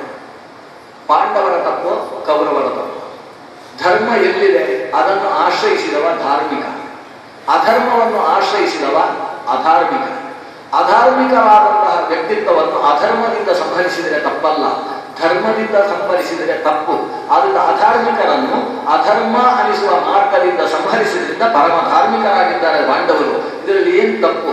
ದ್ರೋಣರಲ್ಲಿ ಧರ್ಮಶಾಸ್ತ್ರವನ್ನು ಅಧ್ಯಯನ ಮಾಡಿದರೆ ನೀನು ಹೇಳು, ನಾನು ಹೇಳಿದ್ದು ಸರಿಯೋ ತಪ್ಪು? ಅಶ್ವತ್ಥಾಮನ ಕಂಠ ಕಟ್ಟಿತು. ಕೃಷ್ಣ ಹೇಳಿದ್ದಕ್ಕೆ ಪ್ರತಿ ಹೇಳುವುದಕ್ಕೆ ಧರ್ಮಶಾಸ್ತ್ರದಲ್ಲಿ ಅವಕಾಶ ಇರಲಿಲ್ಲ. ಪರಮ ಅಧಾರ್ಮಿಕರನ್ನು ಧರ್ಮ ಮಾರ್ಗದಲ್ಲೇ ಯುದ್ಧದಲ್ಲಿ ಕೊಂದರೆ ಅವರಿಗೆ ಸ್ವರ್ಗ ಸಿಗುತ್ತೆ, ಹಾಗೆ ಕೊಲ್ಲಬಾರದು. ಅದು ಒಂದು ಛಲದಿಂದ ಅಧರ್ಮ ಮಾರ್ಗ ಅನಿಸುವ ಸಾಯಿಸುವ ಮಾರ್ಗದಿಂದ ಸಾಯಿಸಬೇಕು ಅಂತ ಧರ್ಮಶಾಸ್ತ್ರ ಹೇಳುತ್ತದೆ. ಆದ್ದರಿಂದ ಭೀಷ್ಮನನ್ನಾಗಲಿ, ದ್ರೋಣನನ್ನಾಗಲಿ, ಕರ್ಣನನ್ನಾಗಲಿ, ಕೊನೆಗೆ ದುರ್ಯೋಧನನನ್ನೇ ಆಗಲಿ ನಾಭಿಯಿಂದ ಕೆಳಗೆ ಗದೆಯಲ್ಲಿ ಹೊಡೆದು ಸಾಯಿಸಿದ್ದು ಅನ್ನೋದು ಧರ್ಮ ಛಲ ಅದು. ಆದ್ರಿಂದ ಅದೇ ಧರ್ಮವಾಗಿತ್ತು. ಅದಕ್ಕೆ ಅಶ್ವತ್ಥಾಮ ಉತ್ತರ ಕೊಡುವುದಕ್ಕೆ ಸಾಧ್ಯ ಆಗಲಿಲ್ಲ. ಉತ್ತರ ಕೊಡಲಿಕ್ಕೆ ಸಾಧ್ಯ ಆಗಲಿಲ್ಲ ಅಂತ ಮತ್ತೆ ಸಿಟ್ಟು ಬಂದು ಮತ್ತೆ ಹೇಳಲಿಕ್ಕೆ ಶುರು ಮಾಡಿದ. ಕೃಷ್ಣ, ನೀನು ಎಲ್ಲ ಕುಟುಂಬ ರಾಜಕಾರಣಿ, ನಿನ್ನ ಕುಟುಂಬದವರನ್ನೇ ಉದ್ಧಾರ ಮಾಡಬೇಕು ಅಂತಕ್ಕಂತಹ ಬಹಳ ಚಿಕ್ಕ ಸ್ವಾರ್ಥ ನಿನ್ನದು, ಅಥವಾ ದೊಡ್ಡ ಸ್ವಾರ್ಥ, ಸಂಕುಚಿತ ವೃತ್ತಿಯವ ನೀನು. ನಿನ್ನ ವೈತೃಶ್ವಸೇವರು ಅನ್ನುವ ಕಾರಣದಿಂದ, ನಿನ್ನ ತಂಗಿಯನ್ನು ಅರ್ಜುನನಿಗೆ ಕೊಟ್ಟಿದೆ ಅನ್ನುವ ಕಾರಣದಿಂದ ಇಡೀ ಪಾಂಡವರನ್ನು ಮಮ ಪ್ರಾಣಾಹಿ ಪಾಂಡವ ಅಂತ ಹೇಳಿಕೊಳ್ತೀಯಲ್ಲ ನೀನು. ನಿನಗೆ ನಿನ್ನ ಸಂಬಂಧಿಕರು ದೊಡ್ಡದಾಯಿತು. ಅದೇ ಈ ಹಸ್ತಿನಪುರದಲ್ಲಿರತಕ್ಕಂತಹ ದುರ್ಯೋಧನಾದಿಗಳು ಕೂಡ ನನ್ನ ಸಂಬಂಧಿಕರು ಅಂತ ವಿಶಾಲವಾಗಿ ನೋಡುವಷ್ಟು ಬುದ್ಧಿ ಇಲ್ಲ ನಿನಗೆ ಅಂತ ಬರೆಯುವುದಕ್ಕೆ ಶುರು ಮಾಡ್ತಾನೆ. ನೀನು ಶಿಶುಪಾಲನನ್ನು ಕೊಂದವ, ನೀನು ರುಕ್ಮಿಣಿಯನ್ನು ಅಪಹರಿಸಿಕೊಂಡು ಬಂದು ಶಿಶುಪಾಲ ಸಾಯುವುದಕ್ಕೆ ಕಾರಣನಾದವ, ಹಾಗೆ ಹೀಗೆ ಅಂತ ಮದುವೆಯಿಂದ ಹಿಡ್ಕೊಂಡು ನಾಮಕರಣದಿಂದ ಹಿಡ್ಕೊಂಡು ವಿಷಯ ತಗೊಂಡು ಗಲಾಟೆ ಮಾಡುವುದಕ್ಕೆ ಶುರು ಮಾಡ್ತಾನೆ. ಅಶ್ವತ್ಥಾಮ ಈ ಬೈಯುವ ಕಾಲದಲ್ಲೂ ಅಷ್ಟೆಲ್ಲ ನೆನಪಿಟ್ಟುಕೊಂಡು ಬೈಯುವುದನ್ನು ನೋಡಿ ಕೃಷ್ಣನಿಗೆ ನಗು ಬಂತು. ಅವನು ಹೇಳ್ತಾನೆ ಅರ್ಜುನ ಹತ್ರ, ಪಾರ್ಥ ಮೈನಂ ಪಾರ್ಥ ರಹಸಿತ್ರಾತುಂ ಬ್ರಹ್ಮ ಬಂಧುಂ ಇಮಂ ಜಹಿ ತತ್ವಧಸ್ತಸ್ಯ ಹಿ ಶ್ರೇಯಃ ಯದ್ದೋಷಾತ್ ಯಾತ್ಯಥ ಪುಮಾನ್. ಮೈನಂ ಪಾರ್ಥ ರಹಸಿತ್ರಾತುಂ, ಇವನನ್ನು ರಕ್ಷಿಸಬಾರದು ಅಂತ, ಸಾಯಿಸಲೇಬೇಕು ನೀವು. ಯಾಕಂದ್ರೆ ಇವನನ್ನು ಬದುಕುವುದಕ್ಕೆ ಕಾಲ ಬಿಟ್ಟಷ್ಟು ತಪ್ಪು ಮಾಡಿ ಸಾಯ್ತಾನೆ ಇವ. ಇವನು ಅಧಪಾತ ಹೊಂದಬಾರದು ಅಂದ್ರೆ ಬೇಗ ಸಾಯಬೇಕು. ತತ್ವದ ಸಸ್ಯ ಹಿ ಶ್ರೇಯ, ಇವನನ್ನು ಕೊಲ್ಲುವುದು ಅವನಿಗೆ ಶ್ರೇಯಸ್ಸು. ಯಾಕಂದ್ರೆ ಯದ್ದೋಷಾತ್ ಯಾತ್ಯ ತಪ್ಪು ಮಾನ್ಯ, ಮತ್ತೆ ಮತ್ತೆ ತಪ್ಪು ಮಾಡಿ ಇವ ಅದಸ್ಸು ಅಂಧತಮಸ್ಸಿಗೆ ಹೋಗುವುದಕ್ಕಿಂತ ಮುಂಚೆ ಸಾಯಿಸಿ ಮೇಲಕ್ಕೆ ಏರಿಸುವುದು ಒಳ್ಳೆಯದು. ಇವನು ಸ್ವರ್ಗಕ್ಕೆ ಹೋಗ್ಬೇಕಾದ್ರೆ ಸಾಯಿಸಬೇಕು, ಬದುಕಲಿಕ್ಕೆ ಬಿಟ್ಟರೆ ನರಕಕ್ಕೆ ಹೋಗ್ತಾನೆ. ಅವನ ಒಳ್ಳೆಯದಕ್ಕೋಸ್ಕರ ಅವನನ್ನು ಸಾಯಿಸು. ಈ ಕೃಷ್ಣನಿಗೆ ಅಶ್ವತ್ಥಾಮ ಬೈತಾ ಇವ. ಕೃಷ್ಣ ಅಶ್ವತ್ಥಾಮನಿಗೆ ಬೈಬೇಕೋ ಬೇಡೋ, ಅರ್ಜುನ ಹತ್ರ ಬೇಗ ಸಾಯಿಸು ಅಂತ ಹೇಳಿದ್ರೆ ಅಶ್ವತ್ಥಾಮನಿಗೆ ಎಷ್ಟು ಸಿಟ್ಟು ಬರ್ಲಿಕ್ಕಿಲ್ಲ. ನಮ್ಗೆ ಯಾರೋ ಬೈತಾ ಇರೋದು, ನಾವು ಪಕ್ಕದವನಿಗೆ ಒಂದು ಹೊಡೆದು ಬಿಡೋವನಿಗೆ ಅಂತ ಪಕ್ಕದವನಿಗೆ ಹೇಳಿದ್ರೆ ಅವರಿಗೆ ಎಂತ ಸಿಟ್ಟು ಬರೋಲ್ಲ. ಅಲ್ಲಿ ತತ್ವ ಸಿಟ್ಟು ಏರಿತು. ಯಾಕಂದ್ರೆ ಸಿಟ್ಟಿನ ರೂಪ ಅಶ್ವತ್ಥಾಮ ಅಂದ್ರೆ ಸಾಕ್ಷಾತ್ ರುದ್ರದೇವರ ಅವತಾರ ಅಲ್ವಾ. ಆ ರುದ್ರದೇವರ ಅವತಾರದ ಜೊತೆಗೆ ಇಲ್ಲಿ ಕಲಿ ಪ್ರವೇಶ ಮಾಡಿದ್ರೆ ಎಂತ ಪ್ರವೇಶ ತೊಂದರೆ ಆಗ್ಲಿಕ್ಕಿಲ್ಲ. ಆದ ಅಶ್ವತ್ಥಾಮ ತತ್ವ ಪ್ರಳಯಾಂತಕನಾಗಿ ನಿಂತುಬಿಟ್ಟ, ಜಟಾಜೂಟವನ್ನು ಬಿಚ್ಚಿಕೊಂಡು ಬಿಟ್ಟ. ಅಂತ ಸ್ವರೂಪದಲ್ಲಿ ಅಶ್ವತ್ಥಾಮ ಹೇಳ್ತಾನೆ ಕೃಷ್ಣನಿಗೆ, ಕೃಷ್ಣ ಹುಟ್ಟಿನಿಂದ ಇಲ್ಲಿಯ ತನಕವು ಸುಳ್ಳು ಹೇಳಿಕೊಂಡೇ ಬದುಕಿ ಬಂದವ ನೀನು. ಸುಳ್ಳಿನಿಂದಾಗಲೇ ಒಬ್ಬ ರಾಜಕಾರಣಿ ಆಗುವುದಕ್ಕೆ ಸಾಧ್ಯ ಅಂತ ಲೋಕಕ್ಕೆ ಶಿಕ್ಷಣ ಕೊಟ್ಟವನೇ ನೀನು. ಅಂತಹ ನಿನ್ನ ಮಾತನ್ನು ಅರ್ಜುನ ಕೇಳ್ತಾನಲ್ವ, ಅವನಿಗೆ ಬುದ್ಧಿ ಸರಿ ಇಲ್ಲ, ಅರ್ಜುನನಿಗೂ ಸೇರಿಸಬೇಕು. ಇಷ್ಟರಲ್ಲಿ ಅಸ್ತ್ರವನ್ನು ಉಪಸಂಹಾರ ಮಾಡುವುದು ಬಿಟ್ಟು ಇವ ಉಪನ್ಯಾಸ ಶುರು ಮಾಡಿದ್ದಾನೆ ಅಶ್ವತ್ಥಾಮ. ಇದನ್ನು ನೋಡಿ ಕೃಷ್ಣ ಹೇಳ್ತಾನೆ, ವೇದವ್ಯಾಸರು ಹೇಳಿದ ಅಸ್ತ್ರ ಉಪಸಂಹಾರವನ್ನು ಮೊದಲು ಮಾಡು, ಆಮೇಲೆ ಬೇಕಾದ್ರೆ ಎಷ್ಟು ಬೇಕಾದ್ರೂ ಮಾತಾಡು. ಆಗ ಅಶ್ವತ್ಥಾಮ ಹೇಳ್ತಾನೆ, ಏನು ಅಸ್ತ್ರೋಪಸಂಹಾರ ಮಾಡಬೇಕಾ, ನಾನು ನಿನ್ನ ಕಡೆಯವರನ್ನು ರಕ್ಷಿಸಬೇಕಾ, ನಾನು ಮಾತಿನಿಂದ ಉಪಸಂಹಾರ ಮಾಡ್ತೇನೆ. ಪಂಚ ಪಾಂಡವರ ಕಡೆಯಿಂದ ಅಸ್ತ್ರವನ್ನು ತೆಗೆದುಕೊಂಡಿದ್ದೇನೆ, ನಾನು ಉಪಸಂಹಾರ ಮಾಡೋಲ್ಲ, ಬೇಕಾದ್ರೆ ಅರ್ಜುನ ಮಾಡಿಕೊಳ್ಳಿ. ಆದ್ರೆ ಮಾತಿನಿಂದ ಉಪಸಂಹಾರ, ಪಂಚ ಪಾಂಡವರ ಕಡೆಯಿಂದ ಅರ್ಜುನವನ್ನು ನಾನು ಅಸ್ತ್ರವನ್ನು ಉಪಸಂಹಾರ ಮಾಡಿದ್ದೇನೆ. ಅಷ್ಟೇ ಹೇಳಿದ್ದಕ್ಕಲ್ಲ, ಅರ್ಜುನ 5 ಪಾಂಡವರ ಕಡೆಯಿಂದ ಅಸ್ತ್ರದ ಉಪಸಂಹಾರ ಮಾಡಿ ಆಯ್ತು. ಆದ್ರೆ ಕೃಷ್ಣ ಹೇಳಿದ ಅದು ಪಂಚ ಅಂತ ಯಾಕೆ ಸೇರಿಸಿದ್ರು, ಪಾಂಡವರ ಅಂತ ಹೇಳಿ. ಯುದ್ಧದ್ರಲ್ಲೆಲ್ಲ ಪಂಚ ಸೇರಿಸಲಿಕ್ಕೆ ಬರಬಾರದು, ಪಾಂಡವರ ಕಡೆಯಿಂದ ಅಂತ ಹೇಳು, ಪಂಚ ಪಾಂಡವರ ಅಂತ ಯಾಕೆ. ಈಗ ಅಶ್ವತ್ಥಾಮನಿಗೆ ಇನ್ನಷ್ಟು ಸಿಕ್ತು.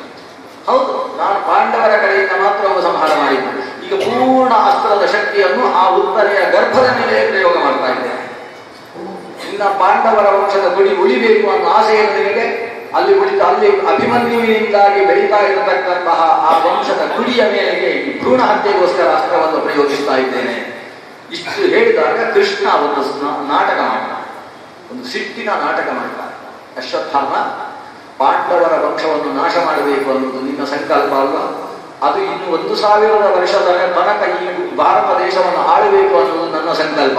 ನೀನು ಗೆಲ್ತೀಯೋ ನಾನು ಗೆಲ್ತೀಯೋ ನೋಡಿಯೇ ಬಿಡುವ ಅಂತ ಒಂದು ಚಾಲೆಂಜ್ ಹಾಕಿದ ಕೃಷ್ಣ ಆ ಹೊತ್ತಿಗೆ ಒಂದು ಶಪಥ ಮಾಡ್ತಾನೆ, ನೀನು ಅಭಿಮನ್ಯುವಿನ ಶಿಶುವನ್ನು ಸಂಹಾರ ಮಾಡುವುದಕ್ಕೆ ಅಸ್ತ್ರವನ್ನು ಬಿಟ್ಟಿದ್ದಿ, ಬ್ರಹ್ಮಶಿರೋಸ್ತ್ರವನ್ನು ಪ್ರಯೋಗಿಸಿದ್ದಿ. ಆದರೆ ನಾನು ಹುಟ್ಟಿನಿಂದ ಇವತ್ತಿನ ತನಕ ಒಂದು ಸುಳ್ಳೂ ಹೇಳಲಿಲ್ಲ, ಹೌದಾದರೆ ಆ ಗರ್ಭ ಸಾಯುವುದಿಲ್ಲ ತಿಳ್ಕೊ. ಹಾಗಾದ್ರೆ ಕೃಷ್ಣ ಸುಳ್ಳು ಹೇಳಿದ್ದಾನೋ ಇಲ್ಲೋ ಅನ್ನುವುದಕ್ಕೆ ಪರೀಕ್ಷಿತ ಬದುಕಿದ್ದೇ ಸಾಕ್ಷಿ, ಈ ಶುಕಸ್ಥಳವೇ ಸಾಕ್ಷಿ. ಈ ಒಂದು ಮಾತು ಹೇಳಿದ ಕೃಷ್ಣ, ಅಶ್ವತ್ಥಾಮನಿಗೆ ನಿಶ್ಚಯ ಬ್ರಹ್ಮಶಿರಸ್ಸು ಎಂದು ವ್ಯರ್ಥವಾಗಲಾಗಲ್ಲ, ಅದು ಕೆಲಸ ಮಾಡಿಯೇ ಸಿದ್ಧ. ಅಕಸ್ಮಾತ್ ಬ್ರಹ್ಮಾಸ್ತ್ರದಿಂದ ಆ ಗರ್ಭ ಸಾಯಲಿಲ್ಲ ಅಂದ್ರೆ ಬ್ರಹ್ಮ ಮಂತ್ರದ ಆ ಪ್ರತಿಪಾದ್ಯನಾದ ಕೃಷ್ಣನಿಗೆ ಕುಂದು, ಸವಿತೃ ನಾರಾಯಣ ಅದರ ಪ್ರತಿಪಾದ್ಯ ದೇವತೆ, ಅದು ಕೆಲಸ ಮಾಡಲಿಲ್ಲ ಅಂದ್ರೆ ದೇವರೇ ಬಿದ್ದ ಹಾಗೆ ಅಂತೇಳಿ ಇವ ಸುಳ್ಳೇ ಹೇಳಿಲ್ಲ ಅಂದ್ರೆ ಗರ್ಭ ಬದುಕುತ್ತಾನೆ. ಹಾಗಾದ್ರೆ ಅದು ಬದುಕಿತು ಅಂತಾದ್ರೆ ಅಸ್ತ್ರಕ್ಕೆ ಶಕ್ತಿ ಹೋಯಿತು, ಸತ್ತಿತ್ತು ಅಂತಾದ್ರೆ ಕೃಷ್ಣನಿಗೆ ಶಕ್ತಿ ಹೋಯಿತು. ಎರಡು ರೀತಿಯಲ್ಲೂ ಕೃಷ್ಣನದ್ದೇ ಬಿಟ್ಟು ಹೇಗೆ ನಿರ್ವಾಹ ಮಾಡ್ತಾನೆ ನೋಡ್ಬೇಕು. ಅಶ್ವತ್ಥಾಮನಿಗೂ ಆಶ್ಚರ್ಯವೆನಿಸಿದೆ ಅದು. ಅಂತೂ ಅಶ್ವತ್ಥಾಮ ಅಸ್ತ್ರವನ್ನು ಸಂಹಾರ ಮಾಡಲಿಲ್ಲ. ಅರ್ಜುನ ಅವನ ಕೈಕಾಲು ಕಟ್ಟಿ ದರದರನ್ನೇ ಎಳ್ಕೊಂಡು ಬಂದ. ಕೃಷ್ಣ ಹೇಳಿದ ಸಂಹರಿಸಿದ್ರು ಅಂತ, ಆದ್ರೆ ಇಲ್ಲ ಸಂಹರಿಸಲಿಲ್ಲ. ಎಳ್ಕೊಂಡು ಬಂದು ದ್ರೌಪದಿ ದೇವಿಯ ಮುಂದೆ ನಿಲ್ಲಿಸಿದ. ತಥಾಹೃತಂ ಪಶುವತ್ ಪಾಶಬದ್ಧಂ, ತಥಾಹೃತಂ ಪಶುವತ್ ಪಾಶಬದ್ಧಂ. ಒಂದು ಪಶುವನ್ನು ಮೂಗಿಗೆ ದಾರ ಹಾಕಿ ಅದಕ್ಕೊಂದು ಹಗ್ಗ ಹಾಕಿ ಕೈಕಾಲುಗಳು ದೂರಕ್ಕೆ ಹೋಗಿ ಅಡ್ಡನ್ನು ದಾಟಿಕೊಂಡು ಆ ಕಡೆ ಹೋಗುತ್ತೆ ಅನ್ನುವ ಕಾರಣದಿಂದ ಕುತ್ತಿಗೆಗೊಂದು ದೊಡ್ಡ ಗೂಟವನ್ನು ಕಟ್ಟಿ ಕಾಲುಗಳಿಗೂ ಕೂಡ ಒಂದು ಇಷ್ಟೇ ಉದ್ದದ ಹಗ್ಗವನ್ನು ಕಟ್ಟಿ ಹೇಗೆ ಮಹಾಗೂಳಿಯನ್ನು ಕರ್ಕೊಂಡು ಬರ್ತಾರೋ ಹಾಗೆ ಪಶುವನ್ನು ಕರ್ಕೊಂಡು ಬರುವ ಹಾಗೆ ಈ ಅಶ್ವತ್ಥಾಮನನ್ನು ಕರ್ಕೊಂಡು ಬಂದಿದ್ದಾರೆ. ಅವಾಮುಖಂ ಕರ್ಮ ಜುಗುಪ್ಸಿತೇನ, ಬರುವಾಗ ತಲೆ ತಗ್ಗಿಸಿದ್ದಾನೆ ಅಶ್ವತ್ಥಾಮ. ಯಾಕೆ? ಅವಾಮುಖಂ ಕರ್ಮ ಜುಗುಪ್ಸಿತೇನ, ಜುಗುಪ್ಸಿತ ಕರ್ಮ ಮಾಡಿದ್ದೇನೆ. ರಾತ್ರಿಯಲ್ಲಿ ಮಲಗಿದ್ದ ಮಕ್ಕಳನ್ನು ಕತ್ತರಿಸಿ ಹೊಡೆದಿದ್ದೇನೆ. ವಸ್ತುತಃ ಮತ್ತಂ ಪ್ರಮತ್ತಂ ಉನ್ಮತ್ತಂ ಸುಪ್ತಂ ಬಾಲಂ ಸ್ತ್ರೀಯಂ ಜಡಂ ಪ್ರಪನ್ನಂ ವಿರತಂ ಭೀತಂ ನರಿಪುಂ ಹಂತಿ ಧರ್ಮವಿದ್. ಧರ್ಮಜ್ಞಾನಿಯಾದ ವ್ಯಕ್ತಿ ಇಷ್ಟು ಜನರನ್ನು ಸಾಯಿಸುವುದಿಲ್ಲ. ಯಾರನ್ನು? ಮತ್ತಂ ಚೆನ್ನಾಗಿ ಕುಡಿದು ತೂರಾಡ್ತಾ ಇರುವವನನ್ನು ಸಾಯಿಸಲಿಕ್ಕೆ ಹೋಗುವುದಿಲ್ಲ. ಸ್ವಲ್ಪ ಮಜ್ಜಿಗೆ ಕುದಿಸಿ ತಲೆಗೊಂದು ಕೊಡಬನ ನೀರು ಹಾಕಿ ಅವನಿಗೆ ಬುದ್ಧಿ ನೆಟ್ಟಾಗಾದ ಮೇಲೆ ನೀನು ತಪ್ಪು ಮಾಡಿದ್ದು ಹೌದು ಅಂತ ವಿಚಾರಿಸಿ ಆಮೇಲೆ ಹೊಡಿತಾನೆ ಹೊರತು ಅವನು ಕುಡದೇ ಇದ್ದಾಗ ಅವನಿಗೆ ಹೊಡೆದು ಸಾಯಿಸುವ ಕೆಲಸ ಮಾಡುವುದಿಲ್ಲ. ಅಥವಾ ಹುಚ್ಚನಿಗೆ, ಉನ್ಮತ್ತನಿಗೆ, ವಿರಥಂ ರಥ ಇಲ್ಲದೆ ಅಸಹಾಯಕನಾಗಿ ನಿಂತವನಿಗೆ, ಕೈಯಲ್ಲಿ ಶಸ್ತ್ರ ಇಲ್ಲದೆ ಇರತಕ್ಕಂಥವನಿಗೆ, ಮಲಗಿ ನಿದ್ರಿಸ್ತಾ ಇರತಕ್ಕಂಥ ವ್ಯಕ್ತಿಗೆ, ಪುಟ್ಟ ಬಾಲಕರನ್ನು, ಸ್ತ್ರೀಯರನ್ನು, ಇವರನ್ನು ಒಬ್ಬ ಧರ್ಮಜ್ಞಾನಿ ಅನ್ನುವ ಶತ್ರುವೇ ಆಗಿದ್ದು ಸಂಹಾರ ಮಾಡುವುದಿಲ್ಲ. ಅಂಥಲ್ಲಿ ಪುಟ್ಟ ಬಾಲಕರು, ನಿದ್ರಿಸ್ತಾ ಇರತಕ್ಕಂಥವರು, ಅಂತಹ ಉಪಪಾಂಡವರನ್ನು ಇವನು ಬಂದು ಕತ್ತರಿಸಿದ್ದಾನೆ ಅಂದರೆ ಮಹಾ ಅಧಾರ್ಮಿಕ ಅಲ್ವಾ? ಅದನ್ನೆಲ್ಲ ಯೋಚನೆ ಮಾಡ್ತಾ ಇದ್ದಾನೆ ಅಶ್ವತ್ಥಾಮ. ಎಷ್ಟು ತಪ್ಪು ಮಾಡಿದೆ. ಅವಾಮುಖಂ ಕರ್ಮ ಜುಗುಪ್ಸಿತೇನ, ಜುಗುಪ್ಸಿತ ಕರ್ಮದಿಂದ ಅವಾಮುಖನಾದಂತಹ ಅಶ್ವತ್ಥಾಮ. ಅಂಥವರನ್ನು ನೋಡಿದ್ರು ದ್ರೌಪದಿ ದೇವಿ. ನಿರೀಕ್ಷ್ಯ ಕೃಷ್ಣ ಅಪಕೃತಂ ಗುರೋಸ್ತುತಂ, ಗುರುವಿನ ಮಗ ಅಪಕೃತ, ನನ್ನ ಮಕ್ಕಳನ್ನೇ ಕೈಯಾರೆ ಕತ್ತರಿಸಿದವ. ಇಷ್ಟಾದರೂ ಆ ಗುರುವಿನ ಅವಾಮುಖನಾದಂತಹ ಆತನ ಮುಖವನ್ನು ನೋಡಿ ವಾಮ ಸ್ವಭಾವ ಕೃಪಯಾ ನಾಮ. ದ್ರೌಪದಿ ದೇವಿಯ ವ್ಯಕ್ತಿತ್ವ ಏನು ಅನ್ನುವುದಕ್ಕೆ ಇದೊಂದು ಮುಂದೆ ತೆರೆದಿಟ್ಟ ಕನ್ನಡಿ. ಆ ದ್ರೌಪದಿ ದೇವಿ ಲೋಕದ ತಾಯಿ, ಆಕೆ ಈ ಗುರುಸುತನನ್ನು ನೋಡ್ತಾಳೆ. ನನ್ನ ಮಕ್ಕಳನ್ನು ಕೈಯಾರೆ ಕತ್ತರಿಸಿದ ಕೊಲೆಗಡುಗ ಅನ್ನೋದು ಗೊತ್ತಿದ್ದು ಆ ಗುರುವಿನ ಸುತನ ಅವಾಮುಖವನ್ನು ನೋಡಿದ್ದೇ ತಡ ಆಕೆಗೆ ಆ ಅಶ್ವತ್ಥಾಮನ ತಾಯಿಯ ನೆನಪಾಗ್ತದೆ. ಅಶ್ವತ್ಥಾಮನ ತಾಯಿಯಾದಂತಹ ಗೌತಮಿ ಕೃಪಿ ಮಾರೋದಿ ತಸ್ಯ ಜನನಿ ಗೌತಮಿ ಪತಿ ದೇವತಾ ಯಥಾಹಂ ಮೃತವತ್ಸಾರ್ಥ ರೋದಿಮ್ಯಶ್ರುಮುಖಿ ಮುಗುಹು. ಆಕೆ ಆ ಗುರುವಿನ ಪಾದಕ್ಕೆ ಹೋಗಿ ದೀರ್ಘದಂಡ ಪ್ರಣಾಮ ಮಾಡಿಬಿಡ್ತಾಳೆ. ದೀರ್ಘದಂಡ ಪ್ರಣಾಮ ಅಂದ್ರೆ ಪಂಚಾಂಗ ನಮಸ್ಕಾರವನ್ನು, ಸ್ತ್ರೀ ಸಹಜವಾದ ನಮಸ್ಕಾರವನ್ನು ಆಕೆ ಮಾಡ್ತಾಳೆ. ಕೃಪಯಾ ನಾಮ, ಕಣ್ಣಲ್ಲಿ ನೀರು ಹಾಕಿಕೊಂಡು ಅಯ್ಯೋ ಈ ಅಶ್ವತ್ಥಾಮಾಚಾರ್ಯರಿಗೆ ಇಂಥ ಗತಿಯೋ, ದಯವಿಟ್ಟು ಮುಚ್ಚವಾಮೇಶ, ಇವನ ಕೈಗೆ ಹಾಕಿದ ಕೋಲವನ್ನು ಬಿಡಿಸಿ, ಕಾಲಿಗೆ ಕಟ್ಟಿದಂತಹ ಹಗ್ಗವನ್ನು ಬಿಡಿಸಿ, ಇವನ ತಲೆಯಲ್ಲಿ ಹಾಕಿದಂತಹ ಈ ಒಂದು ಹಗ್ಗ ಅಪರಾಧಿ ಅಂತ ಲೋಕಕ್ಕೆ ತೋರಿಸತಕ್ಕಂತಹ ಚಿಹ್ನೆಯನ್ನು ತೆಗೀರಿ. ಯಾಕಂದ್ರೆ ಸಾಕ್ಷಾತ್ ದ್ರೋಣರೇ ಅಲ್ವೇ ಪ್ರಜಾರೂಪೇಣ ವರ್ತನೆ. ನಿಮಗೆ ಪಾಠ ಹೇಳಿದಂತಹ ದ್ರೋಣಾಚಾರ್ಯರೇ ಈ ಮಗನ ಸ್ವರೂಪದಲ್ಲಿದ್ದಾರೆ. ಆದ್ರಿಂದ ಇವರು ಏನ್ ಬೇಕಾದ್ರೂ ಅಪರಾಧ ಮಾಡಲಿ, ಅವರು ಬ್ರಾಹ್ಮಣರು, ನಮಗೆ ಪೂಜ್ಯರು, ಗುರುಗಳ ಮಕ್ಕಳು, ಅದರಿಂದ ದಯವಿಟ್ಟು ಇವರನ್ನು ಬಿಟ್ಟರು. ಅಂತ ಕೃಪೆಯಿಂದ ನಮಸ್ಕಾರ ಮಾಡಿ ದ್ರೌಪದಿ ದೇವಿ ಕಣ್ಣೀರು ಹಾಕಿಕೊಂಡು ಹೇಳ್ತಾಳೆ. ಆಕೆಗೆ ತನ್ನ ಮಕ್ಕಳು ಸತ್ತ ವಿಷಯ ಮರೆತು ಹೋಗುತ್ತೆ, ಈ ಅರ್ಜುನನ ಕೈಗೆ ಸಿಕ್ಕಿದ್ರೆ ಈ ಅಶ್ವತ್ಥಾಮನ ತಲೆ ಹೋಗುತ್ತೆ ಅಂತ ಬೇಸರ ಆಗ್ತದೆ. ಅಷ್ಟೊತ್ತಿಗೆ ಭೀಮಸೇನನ ಪ್ರವೇಶ ಆಗ್ತದೆ. ಅರ್ಜುನನ ಹತ್ರ ಭೀಮಸೇನ ಹೇಳ್ತಾನೆ, ಅರ್ಜುನ ಹೆಂಡತಿ ಹತ್ತುಕೊಂಡು ಹೇಳಿದಾಗ ಕೆಲವು ಸಲ ಹೌದು ಅಂತ ಅನ್ಸುತ್ತೆ, ನೀನು ಹಾಗೆ ಅನ್ಕೊಳ್ಬೇಡ, ಕತ್ತರಿಸಿ ಹಾಕು ಅವನನ್ನು, ಅಶ್ವತ್ಥಾಮನ ಬದುಕಲಿಕ್ಕೆ ಬಿಡಬೇಡ. ದ್ರೌಪದಿ ದೇವಿ ಹೇಳ್ತಾಳೆ ಅಂತ ಹೇಳಿ ಮಕ್ಕಳನ್ನು ಬಂದವರನ್ನು ಅದು ರಾತ್ರಿಯ ಹೊತ್ತು ಬಂದು ಅದು ಕೂಡ ದುಷ್ಟ ದುರ್ಯೋಧನನ ಸೇನಾಧಿಪತಿಯಾಗಿ ಕೆಲಸ ಮಾಡಿದ್ದಾನೆ, ಕತ್ತರಿಸಿ ಹಾಕು. ಈಗ ಅರ್ಜುನನಿಗೆ ಭಾರೀ ಸಂಕಟ. ಯಾಕಂದ್ರೆ ಲೋಕದ ತಂದೆ ತಾಯಿಯರು ಭಾರತೀಯರವನ ಮುಖ್ಯ ಪ್ರಾಣ, ಒಂದು ಭಾರತೀಯ ಸ್ವರೂಪಿಣಿಯಾದಂತಹ ದ್ರೌಪದಿ ದೇವಿ, ಒಂದು ಮುಖ್ಯ ಪ್ರಾಣ ಸ್ವರೂಪಿಯಾದಂತಹ ಭೀಮಸೇನ, ಒಬ್ಬರ ಮಾತಿಗೆ ಒಬ್ಬರು ಯಾವತ್ತೂ ವಿರೋಧ ಆಡದೇ ಇರುವರು. ಇವತ್ತು ಇವಳು ಹೀಗೆ ಹೇಳುವುದು, ಅವನು ಹಾಗೆ ಹೇಳುವುದು ಅಂತ ಅರ್ಜುನ ಏನು ಮಾಡಬೇಕು? ಅವನು ಸಮಸ್ಯೆಯಾಗಿ ಕೃಷ್ಣನ ಮುಖ ನೋಡ್ತಾನೆ. ಸಮಸ್ಯೆ ಬಂದ್ರೆ ಕೃಷ್ಣನೇ ಉತ್ತರ. ಕೃಷ್ಣನ ಮುಖ ನೋಡಿದ್ರೆ ಕೃಷ್ಣ ಹೇಳ್ತಾನೆ, ದ್ರೌಪದಿ ಹೇಳುವುದು ಸರಿ, ಭೀಮ ಹೇಳುವುದು ಸರಿ, ನಿಮ್ಗೆ ತೋರಿದ ಹಾಗೆ ಮಾಡ್ಕೊ. ಕೃಷ್ಣಂದು ಕ್ರಮ. ಅವನು ಹೇಳ್ತಾನೆ, ಬ್ರಹ್ಮ ಬಂಧುರನಃ ಕರ್ತವ್ಯ ಆತತಾಯಿ ವಧಾರ್ಹಣ ಮಯಿ ಓಭಯ ಮಾಮನಾಥಂ ಯಥೇಚ್ಛಸಿ ತಥಾಗರು.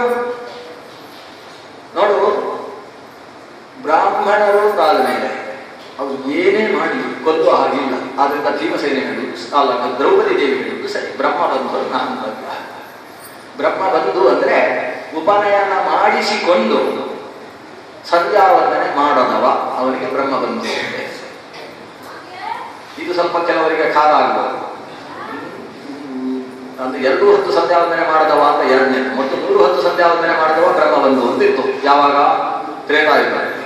ಆಮೇಲೆ ದ್ವಾಪರ ಯುಗಕ್ಕೆ ಬಂದಾಗ 2 ಹೊತ್ತು ಸಂಧ್ಯಾವಂದನೆ ಮಾಡದವ ಬ್ರಹ್ಮ ಬಂಧು ಅಂತ ಆಯ್ತು.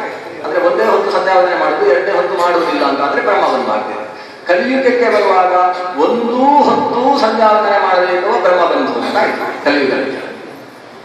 ಈಗ ನಾವೇನು ಸೇರಿಸಿಕೊಂಡಿದ್ದೇವೆ, ಬೆಂಗಳೂರಿನ ದೊಡ್ಡ ದೊಡ್ಡ ಸಾಫ್ಟ್ವೇರ್ಗಳಲ್ಲಿ ಏನು ಸೇರಿಸಿಕೊಂಡಿದ್ದಾನೆ ಅಂದ್ರೆ ಯಜ್ಞೋಪವೀತವನ್ನು ಆಣಿಗೆ ಹಾಕಿ ಆಫೀಸಿಗೆ ಹೋಗುವ ಬ್ರಹ್ಮ ಬಂಧು ಅಂತ ಇಲ್ಲಿಗೆ ಅಂದ್ರೆ ಮೈಯಲ್ಲಿ ಯಜ್ಞೋಪವೀತಕ್ಕೆ ಸಾಕು. ಹೀಗೆಲ್ಲ ಶಾಸ್ತ್ರ ಹೇಳ್ತೀವಿ, ಸಂಧ್ಯಾವಂದನೆ ತ್ಯಜಿಸಿದವ ಅಂತ. ನಿಜವಾಗಿ ಬ್ರಹ್ಮಬಂಧು ಅಂದ್ರೆ ಯಾರನ್ನು ಹೇಳಿದೆ ಅಂದ್ರೆ ಉಪನಯನವಾದ ಮೇಲೆ ಸ್ವಶಾಖಾಧ್ಯಯನವನ್ನು ಬಿಟ್ಟವ ಬ್ರಹ್ಮಬಂಧು ಅಂತ ಶಾಸ್ತ್ರ ಹೇಳುತ್ತೆ. ಇವನು ಬ್ರಾಹ್ಮಣ, ಆದರೆ ಕೈಯಲ್ಲಿ ಬಿಲ್ಲು ಹಿಡ್ಕೊಂಡು ಕ್ಷತ್ರಿಯರನ್ನು ಸಂಹಾರ ಮಾಡಬೇಕು ಹೊರಟವ, ಆದ್ರಿಂದ ಬ್ರಹ್ಮಬಂಧು. ಬ್ರಹ್ಮಬಂಧುವನ್ನು ಕೊಲ್ಲಬಾರದು, ಬ್ರಹ್ಮಬಂಧು ನಾಹಂತವ್ಯ. ಅದನ್ನು ಹೇಳಿದ್ದು ದ್ರೌಪದಿ ದೇವಿ.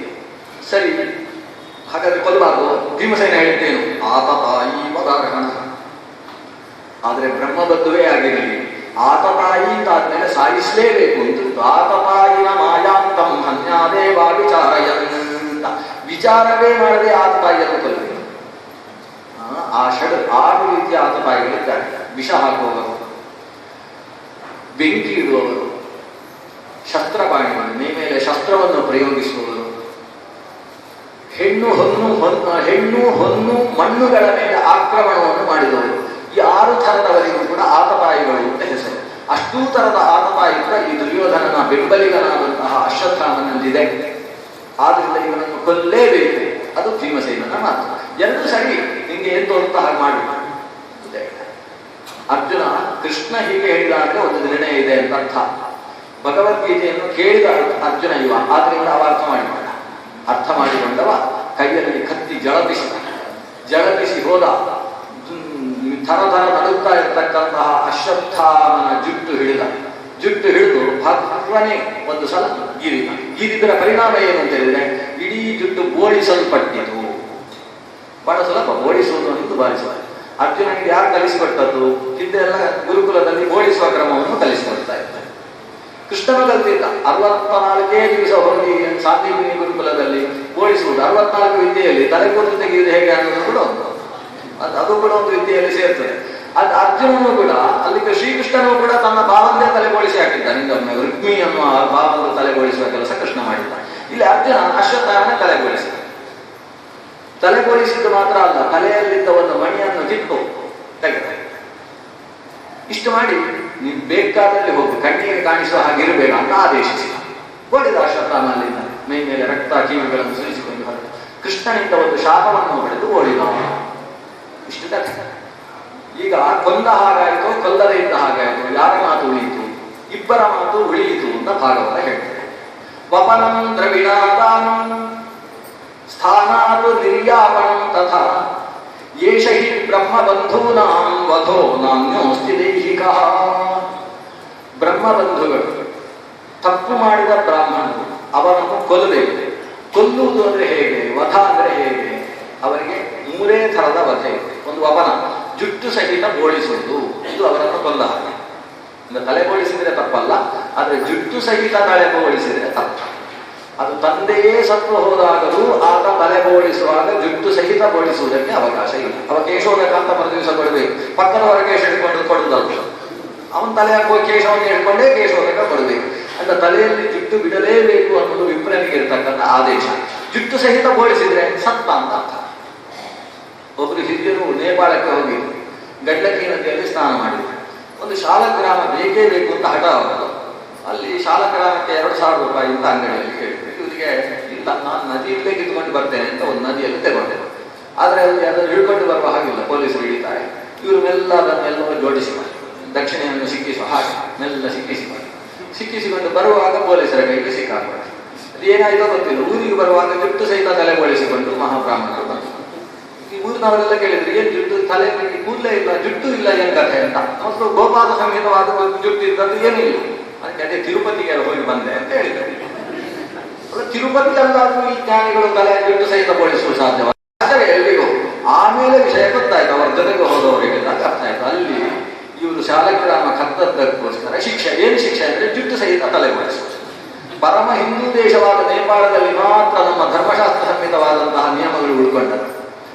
ಅಂದ್ರೆ ಸಮಗ್ರ ತಲೆ ಬೋಳಿಸುವುದು ಅನ್ನೋದು ಬ್ರಾಹ್ಮಣರಿಗೆ ವಧತುಲ್ಯವಾದಂತಹ ಶಿಕ್ಷೆ, ವಪನಂ. ಇನ್ನೊಂದು ದ್ರವಿಡಾದಾನಂ, ಅವರಲ್ಲಿದ್ದ ಸಂಪತ್ತನ್ನು ಖಜಾನೆಗೆ ಸೇರಿಸಿಕೊಳ್ಳುವುದು. ಇನ್ನೊಂದು ಸ್ಥಾನಾದ ನಿರ್ಯಾಪಣಂ, ಅವರ ಅಧಿಕಾರವನ್ನು ಮೊಟಕುಗೊಳಿಸುವುದು, ಗಡೀಪಾರು ಮಾಡಿ ಹಾಕುವುದು. ಇದು ಬ್ರಾಹ್ಮಣನಿಗೆ ಕೊಡುವ ಶಿಕ್ಷೆ. ಆ 3 ಶಿಕ್ಷೆಯನ್ನು ಕೂಡ ಇಲ್ಲಿ ಅಶ್ವತ್ಥಾಮನಿಗೆ ಕೊಟ್ಟಿದ್ದಾರೆ. ಅವನಲ್ಲಿದ್ದ ದ್ರವಿಣ ಅಂದ್ರೆ ತಲೆಯಲ್ಲಿದ್ದಂಥ ಅದ್ಭುತವಾದ ರತ್ನ, ಅದನ್ನು ಕಿತ್ತಾಗಿದೆ, ತಲೆ ಬೋಳಿಸಿದಾಗಿದೆ. ನೀನು ಇಚ್ಛೆ ಬಂದಲ್ಲಿಗೆ ಹೋಗು, ಕಣ್ಣಿಗೆ ಕಾಣಬೇಡ ಅಂತೇಳಿ ಗಡೀಪಾರು ಮಾಡಿ ಆಗಿದೆ. ಅಂತೂ ಇಬ್ಬರ ಮಾತನ್ನು ಅರ್ಜುನ ಉಳಿಸಿದ. ಈ ಕಥೆ ಇದರಲ್ಲಿ ಮುಕ್ಕಾಲು ವಾಸಿ ಸತ್ಯ ಕಥೆ, ಒಂದು ಕಾಲು ವಾಸಿ ಸ್ವಲ್ಪ ಅಸತ್ಯ ಕಥೆ ಸೇರಿದೆ. ಕೇಳಿ ಖುಷಿಯಾಗಲಿ ಅಂತ ಆ ಕಥೆ ಹೇಳಿದ್ದ. ನಾನು ಹೇಳಿದ್ದ ಅಲ್ಲ, ಸುಧಬ್ರಾಣಿ ಹೇಳಿದೆ. ಶ್ರೀಮದ್ ಭಾಗವತದಲ್ಲಿ ಹೇಗೆ ಕಥೆ ಅಂತ ಹಾಗೆ ಹೇಳಿದೆ. ಕೆಲವು ಸತ್ಯ ಕಥೆಯನ್ನು ಮಹಾಭಾರತದಿಂದ ಸೇರಿಸಿ ಹೇಳಿದೆ. ಇಲ್ಲಿ ಮಹಾಭಾರತ ಮತ್ತು ಭಾಗವತವನ್ನು ಸೇರಿಸಿ ಮಿಕ್ಸ್ ಮಾಡಿ ನಾನೊಂದು ಚರ್ಚೂರು ಮಾಡಿ ಕೊಟ್ಟದ್ದು ನಿಮಗೆ. ಅದರಲ್ಲಿ ಸತ್ಯ ಕಥೆ ಯಾವುದು? ಮಹಾಭಾರತದಲ್ಲಿ ಬಂದ ಕಥೆ ಸತ್ಯ, ಭಾಗವತದಲ್ಲಿ ಬಂದ ಸತ್ಯವು ಕಥೆಯೂ ಸತ್ಯ, ಎರಡೂ ಸೇರಿದಾಗ ಸತ್ಯವೇ. ಆದರೆ ಭಾಗವತದ ಕೆಲವು ಕಥೆ ಸುಳ್ಳು ಕಥೆ ಅಲ್ಲ. ಸುಳ್ಳು ಕಥೆಯನ್ನು ಭಾಗವತ ಯಾಕೆ ಹೇಳಿತು? ಏನು ಸುಳ್ಳು ಅಂದ್ರೆ ಅರ್ಜುನ ಓಡಿಸಿಕೊಂಡು ಹೋದದ್ದು ಸುಳ್ಳು, ಭೀಮಸೇನ ಓಡಿಸಿಕೊಂಡು ಹೋದದ್ದು. ಅರ್ಜುನನೇ ಹೋಗಿ ಮಣಿಯನ್ನು ಕಿತ್ತಿದ್ದು ಸುಳ್ಳು, ಭೀಮಸೇನ ಮಣಿಯನ್ನು ಕಿತ್ತಿದ್ದು. ಬೋಳಿಸಿದ್ದು ಅರ್ಜುನ ಹೌದು, ಕಿತ್ತಿದ್ದು ಭೀಮಸೇನನೇ. ಕಿತ್ತಿದ ಮೇಲೆ ಅದನ್ನು ಯಾರಿಗೆ ಕೊಟ್ಟ? ಮಣಿಯನ್ನು ಕಿತ್ತಿ ಹೆಂಡತಿಗೆ ಕೊಟ್ಟ ಅಂತ ಅಲ್ಲ, ಹೆಂಡತಿ ಕೊಟ್ಟದ್ದಲ್ಲ. ಅದನ್ನು ಕಿತ್ತು ಧರ್ಮರಾಜನಿಗೆ ಕೊಟ್ಟ, ಹೆಂಡತಿ ಕೊಟ್ಟದ್ದಲ್ಲ. ಭೀಮಸೇನ ಕಿತ್ತಿದ್ದು ಧರ್ಮರಾಜನಿಗೆ ಕೊಟ್ಟರು. ಹಾಗಾದ್ರೆ ಇದು ಸ್ವಲ್ಪ ಕಥೆ ಮಿಸ್ಟೇಕ್ ಆಯ್ತಲ್ಲ. ಅದು ಮಿಸ್ಟೇಕ್ ಆದದ್ದಲ್ಲ, ಅದು ಕಥೆಯೇ ಇದು ಕಥೆ. ಎರಡೂ ಕಥೆ ವಿರುದ್ಧವಾಗಿದೆ. ಮಹಾಭಾರತದ ಕಥೆ, ಭಾಗವತದ ಕಥೆ ಎರಡೂ ಸ್ವಲ್ಪ ಬೇರೆ ಬೇರೆ ಉಂಟಲ್ಲ. ಯಾವುದನ್ನು ನಂಬುವುದು ಯಾವುದನ್ನು? ಮಹಾಭಾರತದನ್ನೇ ನಂಬುವುದು. ಭೀಮಸೇನನೇ ಮಣಿಯನ್ನು ಕಿತ್ತು ಕೊಟ್ಟ, ಇದು ಸರಿಯಾದ ಕಥೆ. ಹಾಗಾದ್ರೆ ಇಲ್ಲಿ ಅರ್ಜುನ ಕಿತ್ತದ್ದು ಕಥೆ ಏನದು? ಅದು ಅರ್ಜುನ ಕಿತ್ತದ್ದು ಅದು ಕಂಡ ಕಥೆ, ನಡೆದ ಕಥೆ ಅಲ್ಲ. ಕೆಲವು ಸಲ ನಡೆದ ಹಾಗೆ ಕಾಣುವುದಿಲ್ಲ, ಕಂಡ ಹಾಗೆ ನಡೆಯುವುದಿಲ್ಲ. ಯಾಕಂದ್ರೆ ನಾವು ಉಪನ್ಯಾಸ ಕೇಳ್ತಾ ಇರುವಾಗ ಸ್ವಲ್ಪ ತಲೆ ತೂರಿತು ಅಂದ್ರೆ ಏನೇನೋ ಕಾಣಲಿಕ್ಕೆ ಶುರು ಆಗುತ್ತಲ್ವ, ಅದೆಲ್ಲ ನಡೆಯುತ್ತಾ? ಕಂಡದ್ದೆಲ್ಲ ನಡೆಯುತ್ತೆ ಅಂತೇನಿರಲ್ಲ. ಹಾಗೆ ಈ ಅಶ್ವತ್ಥಾಮ ಪಂಚ ಉಪಪಾಂಡವರ ತಲೆ ಕತ್ತರಿಸಿದ ಮೇಲೆ ಸುಸ್ತಾಗಿ ಹೋಗಿ ಒಂದು ಮರದ ಅಡಿಯಲ್ಲಿ ಸ್ವಲ್ಪ ವಿಶ್ರಮಿಸುವಾಗ ಅವನಿಗೆ ಒಂದು ಕನಸು ಬಿತ್ತು. ಆ ಕನಸಿನಲ್ಲಿ ಅರ್ಜುನ ಏನು ಮಾಡಿಬಿಡ್ತಾನೆ ಅಂತ ಹೆದರಿಕೊಂಡೇ ಮಲಗಿದ.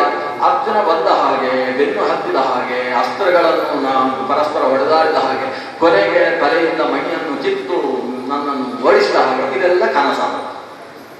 ಕನಸಿನಲ್ಲಿ ಕೆಲವು ಮಾತ್ರ ನಡೆಯಿತು. ಇದನ್ನು ಆಚಾರ್ಯರು ತಮ್ಮ ತಾತ್ಪರ್ಯ ನಿರ್ಣಯದಲ್ಲಿ, ಭಾಗವತ ತಾತ್ಪರ್ಯದಲ್ಲಿ ಹೇಳ್ತಾರೆ. ಸ್ವಪ್ನೆ ದ್ರೌಡಿ ಪಾರ್ಥಾನು ಯಾತಂ ಆತ್ಮನಾನಂ ಸ್ವಪ್ನೆ ದ್ರೌಡಿ ದದರ್ಶಃ. ದ್ರೋಣಸುತ ಸ್ವಪ್ನದಲ್ಲಿ ಕಂಡ ಕೆಲವು ವಿಷಯ. ಈ ಕಂಡ ವಿಷಯವನ್ನು ಭಾಗವತ ಹೇಳಿತು, ಅದಕ್ಕೆ ದರ್ಶನ ಭಾಷೆ ಅಂತ ಹೆಸರು. ಕಂಡದ್ದನ್ನು ಕಂಡ ಹಾಗೆ ಹೇಳುವುದಕ್ಕೆ ದರ್ಶನ ಭಾಷೆ ಅಂತ ಹೆಸರು. ಇದ್ದದ್ದನ್ನು ಇದ್ದ ಹಾಗೆ ಹೇಳುವುದಕ್ಕೆ ಸಮಾಧಿ ಭಾಷೆ ಅಂತ ಹೆಸರು. ಮಹಾಭಾರತದಲ್ಲಿ ಸಮಾಧಿಯಿಂದ ಹೇಳಿದ್ದಾರೆ, ಇಲ್ಲಿ ದರ್ಶನದಿಂದ ಹೇಳಿದ್ದಾರೆ. ಎರಡನ್ನು ಸೇರಿಸಿ ಸರಿಯಾದ ವಿಷಯವನ್ನು ನಾವು ತಿಳ್ಕೊಳ್ಬೇಕು. ಹಾಗಾದ್ರೆ ಕಂಡದ್ದನ್ನಾದರೂ ಯಾಕೆ ಹೇಳಿದರು? ಯಾಕಂದ್ರೆ ನಮಗೆ ಕೆಲವು ಅರ್ಥ ಆಗುವುದಕ್ಕೋಸ್ಕರ ಹೇಳ್ತಾರೆ. ನಮಗೆ ನಾವು ಅಶ್ವತ್ಥಾಮನ ಹಾಗೆ ಆಗಬಾರದು ಅಂದ್ರೆ ಈ ವಿಷಯದಲ್ಲಿ ಮಾತ್ರ. ಇನ್ನು ಉಳಿದ ವಿಷಯದಲ್ಲಿ ಅಶ್ವತ್ಥಾಮನ ಆಗಿರುವುದು ಒಳ್ಳೆಯದು. ಹಾಗಾಗಲಿಲ್ಲ ನಾವು. ಅಶ್ವತ್ಥಾಮ ತಾನು ದುರ್ಯೋಧನನ ಜೊತೆಗಿದ್ರು ಒಂದು ದಿವಸವೂ ಸಂಧ್ಯಾವಂದನೆ ಬಿಟ್ಟವಾಗ. ಅಶ್ವತ್ಥಾಮಾಚಾರ್ಯರ ಸಂಧ್ಯಾವಂದನೆಯ ಬಗ್ಗೆ ಮಹಾಭಾರತದಲ್ಲಿ ಒಂದು ಅಧ್ಯಾಯ ಇದೆ ವರ್ಣನೆ ಮಾಡುವುದಕ್ಕೋಸ್ಕರ. ಹೇಗೆ ಸಂಧ್ಯಾವಂದನೆ ಮಾಡಿದ್ರು ಅದನ್ನು ನೋಡಿ ನಾವು ಕಲಿಬೇಕು, ಸಂಧ್ಯಾವಂದನೆ ಹೇಗೆ ಮಾಡಬೇಕು ಅಂತ. ಮುಂಭಾಗದಲ್ಲಿ ಸೂರ್ಯ ಉದಯಿಸ್ತಾ ಇದ್ರೆ ಅಶ್ವತ್ಥಾಮನಿಗೆ ಗೊತ್ತಾಗಲಿಲ್ಲ ಅಂತೆ.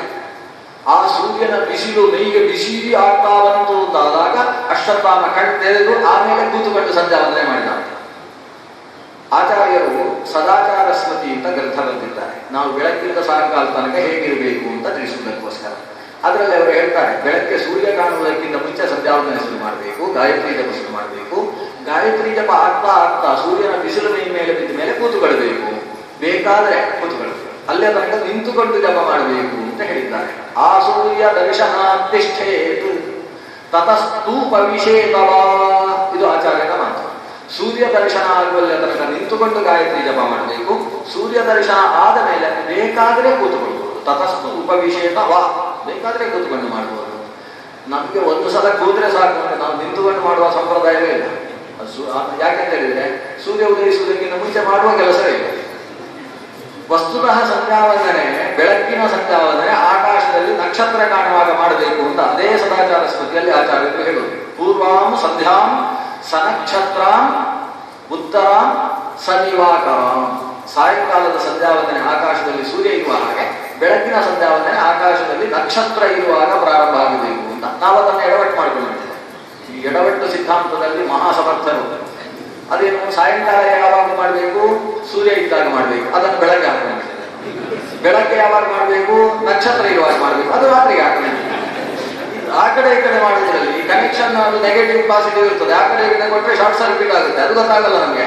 ಅಲ್ಲಿ ಆಗೋದು ಗೊತ್ತಾಗುತ್ತೆ, ಇಲ್ಲಿ ಆಗೋದು ಗೊತ್ತಾಗೋದಿಲ್ಲ, ಅದು ಸಮಸ್ಯೆ ಇರುತ್ತೆ.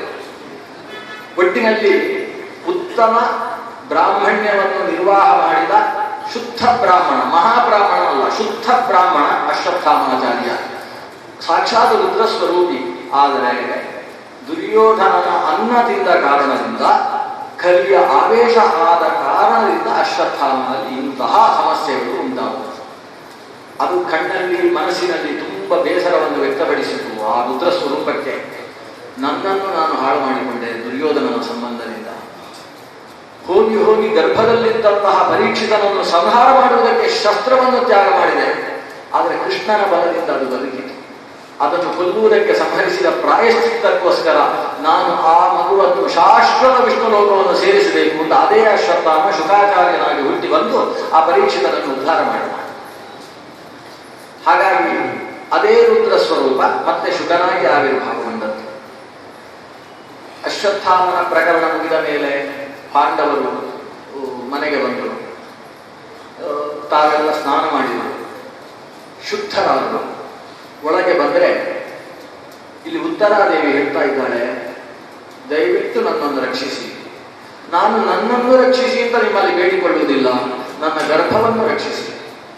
ಮಾ ಮೇ ಗರ್ಭೋ ನಿಪಾತ್ಯತ, ನನ್ನ ಗರ್ಭ ಸಾಯಲೇ ಇದೆ, ಅದನ್ನೊಂದು ರಕ್ಷಿಸಿ. ನಾನು ಸತ್ರು ತೊಂದರೆ ಇಲ್ಲ, ಯಾವುದೋ ಶಸ್ತ್ರ ನನ್ನನ್ನು ಸುಡುವುದಕ್ಕೆ ಬರ್ತಾ ಇದೆ, ನನ್ನ ಗರ್ಭವನ್ನು ಲಕ್ಷೀಕರಿಸ್ತಾ ಇದೆ, ದಯವಿಟ್ಟು ರಕ್ಷಿಸಿ ಅಂತ ಓಡಿ ಬರ್ತಾಳೆ. ಕೃಷ್ಣಾರ್ಜುನಾದಿಗಳು ಅಲ್ಲಿದ್ದಾರೆ.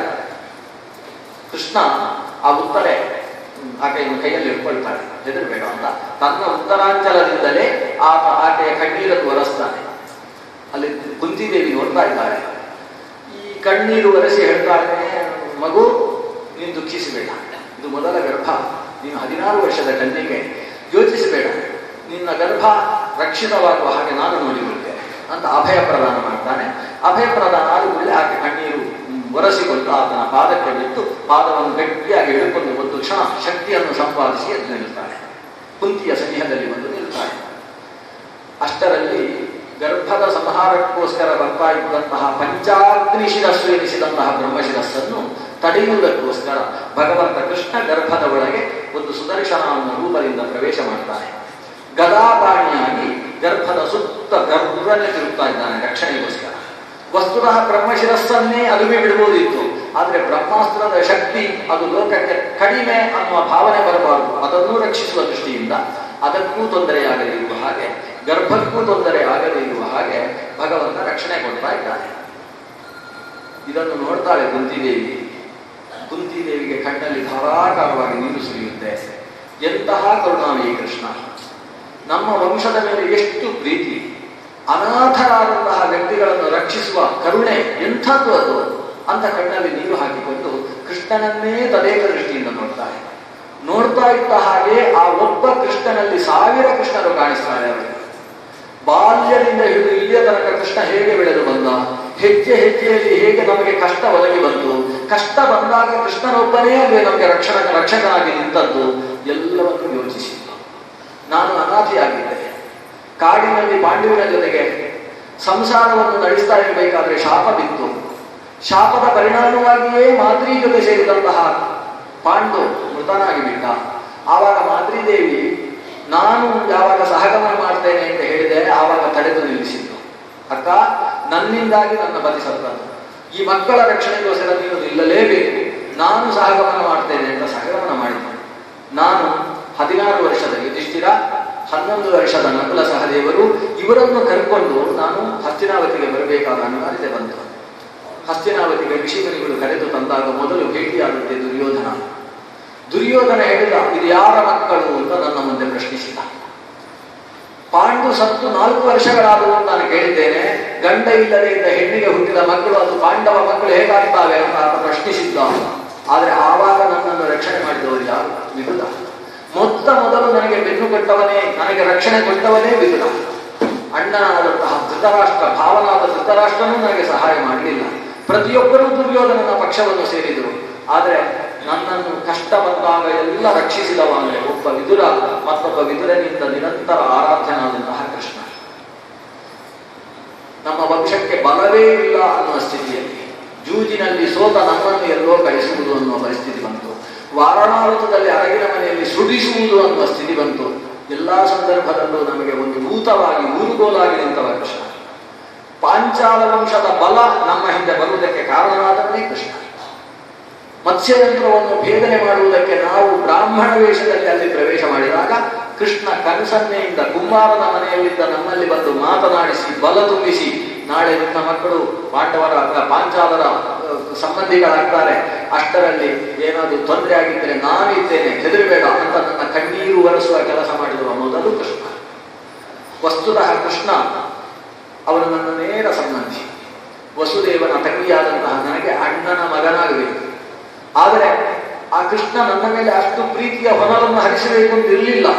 ಏಕೈಕ ಕಾರಣ ಏನಂದ್ರೆ, ಈಕೆ ಧರ್ಮನಿಷ್ಠಳಾಗಿದ್ದಾಳೆ, ಒಬ್ಬರೂ ಅವರಿಗೆ ರಕ್ಷಕರಿಲ್ಲ. ಯಾರು ನಿಜವಾಗಿ ಅವರನ್ನು ರಕ್ಷಿಸಬೇಕು ಅಂಥವರೇ ಭಕ್ಷಣದ ಕಾರ್ಯದಲ್ಲಿ ತೊಡಗಿದ್ದಾರೆ. ಅನಾಥ ರಕ್ಷಕ ಅನ್ನುವ ಬಿರುದನ್ನು ಹೊತ್ತ ನೀನು ನನ್ನ ರಕ್ಷಣೆಗೋಸ್ಕರ ನಿಂತಿ. ಇವತ್ತು ಕುರುಕ್ಷೇತ್ರದಲ್ಲಿ ನಮ್ಮವರು ಸಾಯುವ ಸ್ಥಿತಿ ಬಂದಾಗ ಹೆಜ್ಜೆ ಹೆಜ್ಜೆಗೂ ಸರ್ಪಾಸ್ತ್ರದಿಂದ ರಕ್ಷಿಸಿದವ ನೀನು, ಹೆಜ್ಜೆ ಹೆಜ್ಜೆಗೂ ರಕ್ಷಣೆ ಕೊಟ್ಟವ ನೀನು. ದ್ರೋಣರನ್ನು ಭೀಷ್ಮರನ್ನು ಬೀಳಿಸಬೇಕು ಹೇಗೆ, ಅದಕ್ಕೆ ವ್ಯವಸ್ಥೆಯನ್ನು ಮಾಡಿಕೊಟ್ಟವನು ನೀನು. ಕೊನೆಗೆ ಈ ವಂಶದ ಕುಡಿ, ಈ ಉತ್ತರೆಯ ಗರ್ಭ ಅದು ಕ್ರಾಸವಾಗುವ ಸ್ಥಿತಿ ಬಂದಾಗಲೂ ಕೂಡ ನೀನು ರಕ್ಷಣೆ ಕೊಡ್ತಾ ಇದ್ದೀವಿ ಭಗವಂತ. ಎಂಥ ರಕ್ಷಕ! ಕೃಷ್ಣಾಯ ವಾಸುದೇವಾಯ ದೇವಕೀ ನಂದನಾಯ ಚ ನಂದ ಗೋಪ ಕುಮಾರಾಯ ಗೋವಿಂದಾಯ ನಮೋ ನಮಃ. ನಮಃ ಪಂಕಜನಾಭಾಯ ನಮಃ ಪಂಕಜಮಾಲಿನೇ ನಮಃ ಪಂಕಜನಾಭಾಯ ನಮಸ್ತೆ ಪಂಕಜಾಂಘ್ರೇ. ಇದು ಕುಂತಿ ಮಾಡಿದ ಸ್ತೋತ್ರ. ಭಾಗವತದಲ್ಲಿ ಸುಮಾರು 25 ಶ್ಲೋಕಗಳಿದ್ದಾರೆ. ಕಣ್ಣೀರು ಹಾಕಿಕೊಂಡು ಕೃಷ್ಣ ಕುಂತಿ ಸ್ತೋತ್ರ ಮಾಡ್ತಾರೆ. ಆ ಸ್ತೋತ್ರವನ್ನು ನಾವು ಸಂಸ್ಕೃತದಲ್ಲಿ ಅನುಭವಿಸಲಿಕ್ಕೆ ಶುರುವಾದಾಗ ನಮಗೂ ಕೂಡ ಒಂದು ರೀತಿ ರೋಮಾಂಚನವಾಗ್ತದೆ, ಕಣ್ಣೀರು ಬಂದು ಹೋಗುತ್ತೆ. ಕುಂತಿ ಹೇಳ್ತಾಳೆ, ಕೃಷ್ಣ ನಿನ್ನ ಬಾಲ್ಯ, ನೀನು ಪುಟ್ಟ ಹುಡುಗ, ಗೋಪಿ ಯಶೋದೆ ನಿನ್ನನ್ನು ನೋಡಿಕೊಳ್ಳುವ ಭಾಗ್ಯವನ್ನು ಪಡೆದವಳು. ಅವಳು ಕೈಯಲ್ಲಿ ಕೋಲು ಹಿಡ್ಕೊಂಡು, ಯಾಕಂದ್ರೆ ನೀನು ಅಂಥ ಅಪಚಾರ ಮಾಡಿಬಿಟ್ಟಿ. ಕಡೆದು ಶುದ್ಧವಾಗಿ ಬೆಣ್ಣೆ ತೇಲ್ತಾ ಇರುವ ದೊಡ್ಡ ಮಡಿಕೆಯನ್ನು ಕಲ್ಲಲ್ಲಿ ಹೊಡೆದು ನಾಶ ಮಾಡಿ ಹಾಕಿದೆ. ಪಾಪ ಆ ತಾಯಿಗೆ ಎಷ್ಟು ಬೇಸರ ಆಗಬೇಡ, ಸಿಟ್ಟು ಮಾಡಿಕೊಂಡು ಕೋಲು ಹಿಡ್ಕೊಂಡು ಬಂದು ಹೊಡೆದು ಬಿಡ್ತೇನೆ ಮಗ ಅಂತ ಬಂದಾಗ ನೀನು ಹೆದರಿಬಿಟ್ಟಿ, ಗಡಗಡನೆ ನಡುಗಿದಿ, ಓಡಿ ಹೋಗಿ ಒಂದು ಕಂಬವನ್ನು ಹಿಡ್ಕೊಂಡು ಅಡಗಿಕೊಳ್ಳುವುದಕ್ಕೆ ಪ್ರಯತ್ನಿಸಿದಿ. ಅಷ್ಟೊತ್ತಿಗೆ ಹಿಂಭಾಗದಿಂದ ಬಂದು ನಿನ್ನ ಭುಜವನ್ನು ಹಿಡ್ಕೊಂಡಾಗ ನೋಡ್ತಾಳೆ ಮೈಯೆಲ್ಲ ಬಿಸಿ ಬಿಸಿ, ಮೈ ನಡುಗ್ತಾ ಇದ್ದವ ಹಾಗೆ ಬಂದು ಅವಳನ್ನು ಅವಳ ಸೆರಗಿನಲ್ಲೇ ಅಡಗಿಬಿಟ್ಟು ಕುಳಿತುಕೊಳ್ಳುವುದಕ್ಕೆ ಪ್ರಯತ್ನಿಸಿದೆ. ಆದ್ರೆ ಆ ತಾಯಿ ಇದು ಮೊದಲನೇ ಬಾರಿ ಅಲ್ಲ, 7-8 ಬಾರಿ ಇದೇ ತಪ್ಪು ಮಾಡ್ತಾ ಇದೆಯಲ್ಲ ಅಂತ ಸೆರಗಿನಿಂದ ಹೊರಗೆ ತಂದು ಬಿಡಿಸಿ ಮುಂದಕ್ಕೆ ನಿಲ್ಲಿಸಿ ನೋಡಿದ್ರೆ ನಿನ್ನ ಮುಖದಲ್ಲಿರುವ ಭಯ ಭೀತಿ ಅದನ್ನು ನೋಡಿ ಹೆದರಿಲ್ಲೋ, ಎಲ್ಲಿ ಮಗುವಿಗೆ ಜ್ವರ ಬಂದು ಬಿಡುತ್ತೋ ಅಂತ ಕೋಲನ್ನು ಆ ಕಡೆ ಬಿಸಾಡಿದ್ರು. ಕೋಲನ್ನು ಬಿಸಾಡಿ ಕಣ್ಣಲ್ಲಿ ಧಾರಾಕಾರವಾಗಿ ನೀರು ಸುರಿತಾ ಇದೆ. ನೀನು ಹಾಗೆ ಕಣ್ಣು ಒರೆಸಿಕೊಂಡಿದ್ದಿ. ಅದೇ ತಾಯಿ ಹಚ್ಚಿದಂತಹ ಕಾಡಿಗೆಗಳೆಲ್ಲ ಕೈಯಲ್ಲಿ ಬಂದಿದ್ದಾವೆ. ಅದನ್ನು ಹಾಗೆ ಅವಳ ಸೆರಗಿಗೆ ಒರೆಸ್ತಾ ಇದೆ. ಇಷ್ಟೆಲ್ಲ ಮಾಡಿದ್ವಿ. ಗೋಪ್ಯಾರದೇ ತವ ಕೃತಾಟ ಸಿದ್ಧಾಮ ತಾವತ್. ಅಷ್ಟು ಹೊತ್ತಿಗೆ ನಿನ್ನ ಮುಖದಲ್ಲಿ ಒಂದು ಭಯ ಏನಿದೆ ಅದನ್ನು ಇವತ್ತು ನೆನೆಸಿಕೊಳ್ತಾ ಇದ್ದೇನೆ. ಓ ಭಗವಂತ, ನೀನು ಸಾಮಾನ್ಯ ಮಗನೋ ಅಥವಾ ಲೋಕಕ್ಕೆ ಭಯವನ್ನು ಹುಟ್ಟಿಸುವ ಆ ಮಹಾಭಯಾನಕವಾದ ಮೃತ್ಯು ಅಂತ ಕರೆಸಿಕೊಂಡ ದೇವನು. ಸಾಮಾನ್ ವಿಭೋ ವಿಮೋಹಯತಿ ಭೀರವಿ ಯದ್ ವಿಭೇದಿ. ಭಯದೇವತೆಯಾದಂತಹ ಯಮನೂ ಯಾರಿಂದಾಗಿ ಹೆದರ್ತಾನೋ ಅಂತ ನೀನು ಆ ತಾಯಿಗೆ ಹೆದರಿದಿ ಅಂದ್ರೆ ನೀನು ದೇವರೋ ಸಾಮಾನ್ಯ ಮನುಷ್ಯನು ಅಂತ ನನಗೂ ಮೋಹ ಉಂಟಾಗುತ್ತೆ ಸ್ವಾಮಿ. ಬಾಲ್ಯದ ವಿಷಯವನ್ನು ಹಿಡಿದುಕೊಂಡು ವರ್ಣನೆ ಮಾಡಿ ಆಕೆ ಸ್ತೋತ್ರ ಮಾಡಲಿಕ್ಕೆ ಶುರು ಮಾಡ್ತಾಳೆ. ನಾನಾ ಬಗೆಯಿಂದ ಕುಂತಿ ಸ್ತೋತ್ರ ಮಾಡ್ತಾಳೆ. ನಮಃ ಪಂಕಜನಾಭಾಯ, ಕಮಲವನ್ನು ಹೆತ್ತಂತಹ ಓ ದೇವರೇ. ನಮಸ್ತೆ ಪಂಕಜಾಂಘ್ರಯೇ, ಕಮಲದ ಹಾಗೆ ನವೆಯಾದ, ಕಮಲದ ಹಾಗೆ ನಸುಗೆಂಪಾದ, ಕಮಲದ ಹಾಗೆ ನೋಡಿದಷ್ಟು ಮತ್ತೆ ಮನಸ್ಸಿನಲ್ಲಿ ಕುಳಿದಿರಿಸಿ ಕಂಡು ಧ್ಯಾನಿಸಬೇಕು ಅಂತ ಅನಿಸುವ ಓ ಪರಮ ಪಂಕಜಾಂಘ್ರಿಯಾದ ಒಬ್ಬ ಭಗವಂತ. ಅಂತಹ ಪಾದ ಕಮಲವನ್ನು ಹೊಂದಿದಂತಹ ಭಗವಂತ ನೀನು ಪಂಕಜಾಂಘ್ರಿ, ಪಂಕಜ ಮಾಲಿ, ಪಂಕಜ ಪ್ರಿಯ. ಪಂಕಜ ಅನಿಸಿದಂತಹ ಲಕ್ಷ್ಮೀದೇವಿಯೂ ಕೂಡ ನಿನ್ನನ್ನು ಒಂದು ಕ್ಷಣವೂ ಬಿಟ್ಟಿರವಾಗದೇ ಇರುವಷ್ಟು ಆಕೆಗೆ ಮೋಹಗೊಳಿಸತಕ್ಕಂತಹ ಪರಮ ಸುಂದರ ಸ್ವರೂಪಿ ನೀನು ಅಂತ ಕೊಂಡಾಡ್ತಾ ಇರ್ತಾಳೆ. ಭಗವಂತ, ನಾನು ನಿನ್ನನ್ನು ಕೊಂಡಾಡುವುದು ಏನೋ ಸಿಗಬೇಕು ಅಂತಲ್ಲ. ನಿನ್ನನ್ನು ನೋಡಿದಾಗ ಕೊಂಡಾಡದೆ ಹೋದ್ರೆ ಈ ನಾಲಿಗೆ ಇದ್ದದ್ದು ವ್ಯರ್ಥ ಅನ್ನುವ ಕಾರಣದಿಂದ. ಉತ್ತಮ ಶ್ಲೋಕ ಅನಿಸಿದ ವ್ಯಕ್ತಿಯನ್ನು ವರ್ಣಿಸದೆ ಹೋದ್ರೆ ಆ ನಾಲಿಗೆ ಕೊಟ್ಟದ್ದು ವ್ಯರ್ಥ ಅಂತ. ವಾಕ್ಜನ್ಮ ವೈಫಲ್ಯ ಮಸಕ್ಯ ಶಲ್ಯಂ ಗುಣಾದ್ಭುತೇ ವಸ್ತುನಿ ಮೌನಿತಾ ಚೇತ್. ಗುಣಾದ್ಭುತವಾದ ವಸ್ತುವಿನ ಬಗ್ಗೆ ಮೌನವಾಗಿ ಕೂತೀವಿ ಅಂದ್ರೆ ಆ ವಾಗಿಂದ್ರಿಯ ಹುಟ್ಟಿದ್ದೇ ವ್ಯರ್ಥ ಅಂತ. ಆದ್ರಿಂದ ನಿನ್ನಂತ ಅದ್ಭುತವನ್ನು ನೋಡಿದಾಗ ನನ್ನ ಈ ನಾಲಿಗೆಯಿಂದ ಹೇಳಲಿಕ್ಕಾಗುವಷ್ಟಾದ್ರೂ ಹೇಳಬೇಕು ಅಂತ ನಾನು ಮಾತಾಡ್ತಾ ಇದ್ದೇನೆ. ಕೃಷ್ಣ, ನಾನು ಇಷ್ಟು ಮಾತಾಡಿದ್ದಕ್ಕೆ ಕೊಡ್ಲೇಬೇಕು ನಿಂಗೆ ಅನಿಸುವುದಾದ್ರೆ 2 ಕೇಳ್ತೇನೆ. ಕುಂತಿ 2 ಕೇಳ್ತಾರೆ. ಸಾಮಾನ್ಯ ಯಾವ ಹೆಣ್ಣು ಮಕ್ಕಳು ಕೇಳದೇ ಇರುವುದನ್ನು ಆಕೆ ಕೇಳ್ತಾರೆ. ಹೆಣ್ಣು ಮಕ್ಕಳೇ ಆಕೆ, ಗಂಡು ಮಕ್ಕಳು ಸುತರಾಂ ಕೇಳೋಲ್ಲ. ಅದಕ್ಕೋಸ್ಕರ ನಾನು ಅವರನ್ನು ಬಿಟ್ಬಿಟ್ಟದ್ದು. ಆಕೆ ಕೇಳಿದ್ದು ಏನನ್ನು ಅಂದ್ರೆ 1 ಕೇಳ್ತಾಳೆ, ನನಗೆ ನನ್ನ ಸಂಸಾರದಲ್ಲಿ ನನ್ನ ಮಕ್ಕಳ ಮೇಲೆ ಪ್ರೀತಿಯನ್ನು ದೂರ ಮಾಡು ಸ್ವಾಮಿ ಅಂತ ಯಾವ ಹೆಣ್ಣು ಮಕ್ಕಳು ಕೇಳ್ತಾರೆ. ನನಗೆ ನನ್ನ ತವರು ಮನೆಯ ಕಡೆಗೆ ಮತ್ತು ನನ್ನ ಈ ಮನೆಯ ಕಡೆಗೆ ಏನು ಪ್ರೀತಿ ಇದೆ, ಸೆಳೆತ ಇದೆ, ಅದನ್ನು ದಯವಿಟ್ಟು ತೆಗೆದುಹಾಕು ಸ್ವಾಮಿ. ಅಥ ವಿಶ್ವೇಶ ವಿಶ್ವಾತ್ಮನ್ ವಿಶ್ವಮೂರ್ತೆ ಸ್ವಕೇಶು ಮೇ ಸ್ನೇಹ ಪಾಶಮಿಮಂ ಚಿಂತಿ ಧ್ರುವಂ ವೃಷ್ಟಿಷು ಪಾಂಡುಷು. ವೃಷ್ಟಿಗಳು ಅಂತ ಹೇಳಿದ್ರೆ ತವರು ಮನೆ, ಪಾಂಡುಗಳು ಅಂತ ಹೇಳಿದ್ರೆ ತಾನು ಬಂದ ಮನೆ, ತುಳಿದ ಮನೆ. ಈ 2 ಮನೆಯ ಕಡೆಗೆ ನನಗೆ ಸ್ನೇಹ ಪಾಶ ಇದೆಯಲ್ಲ. ಅಯ್ಯೋ ನನ್ನ ಮಕ್ಕಳು ಪಾಂಡವರು, ನನ್ನ ಸೊಸೆ ದ್ರೌಪದಿ ದೇವಿ, ಅಯ್ಯೋ ನನ್ನ ಮೊಮ್ಮಕ್ಕಳು ಈ ಶತಾನೀಕ ಬದಲಾದ ಪಾಂಡವರು. ಈ ಪ್ರೀತಿ ಇದೆ ಅಲ್ಲ, ಅದನ್ನು ದಯವಿಟ್ಟು ತಿಳಿದ. ಯಾಕಂದರೆ ನನಗೆ ಈ ಜೀವನದಲ್ಲಿ ಏನೂ ದುಃಖ ಬರಲಿಲ್ಲ. ನಾನು ಆನಂದದಿಂದ ಚೆನ್ನಾಗಿ ಬದುಕಿದವಳು. ಆದರೆ ನಾನು ಒಂದು ದಿವಸವೂ ಕೂಡ ಮುಖ ಅಗಲಿಸಿ ನಕ್ಕು ಬದುಕಿದ ದಿವಸಗಳು ಗೊತ್ತಿಲ್ಲ. ನಾನು ಮದುವೆ ಆಗುವುದಕ್ಕಿಂತ ಮುಂಚೆ ಒಂದು ಮಗುವನ್ನು ಪಡೆದವಳು. ಅಚಾತುರ್ಯ ಕನ್ನಿಕಾವಸ್ಥೆಯಲ್ಲಿ ಘಟಿಸಿ ಹೋಯಿತು.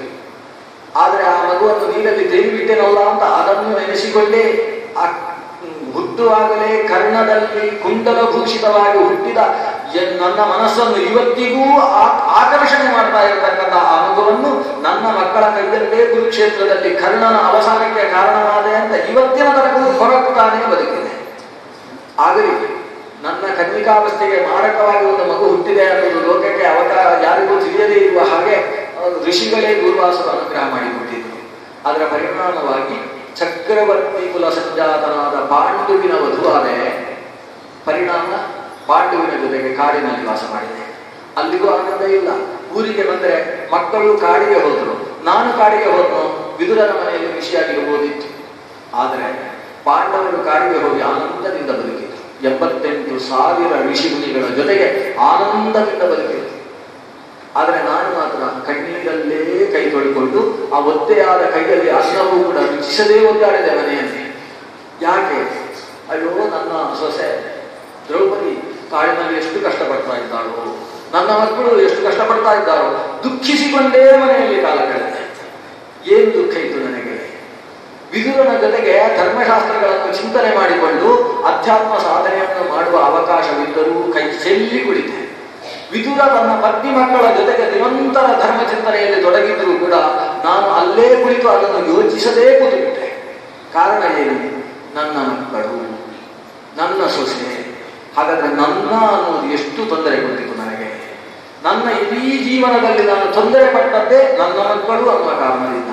ಆದ್ರಿಂದ ಭಗವಂತ ಇನ್ನಾದರೂ ನನ್ನವರು ಅನ್ನುವ ಒಂದು ಸ್ನೇಹ ಪಾಶವನ್ನು ಕತ್ತರಿಸಿದ.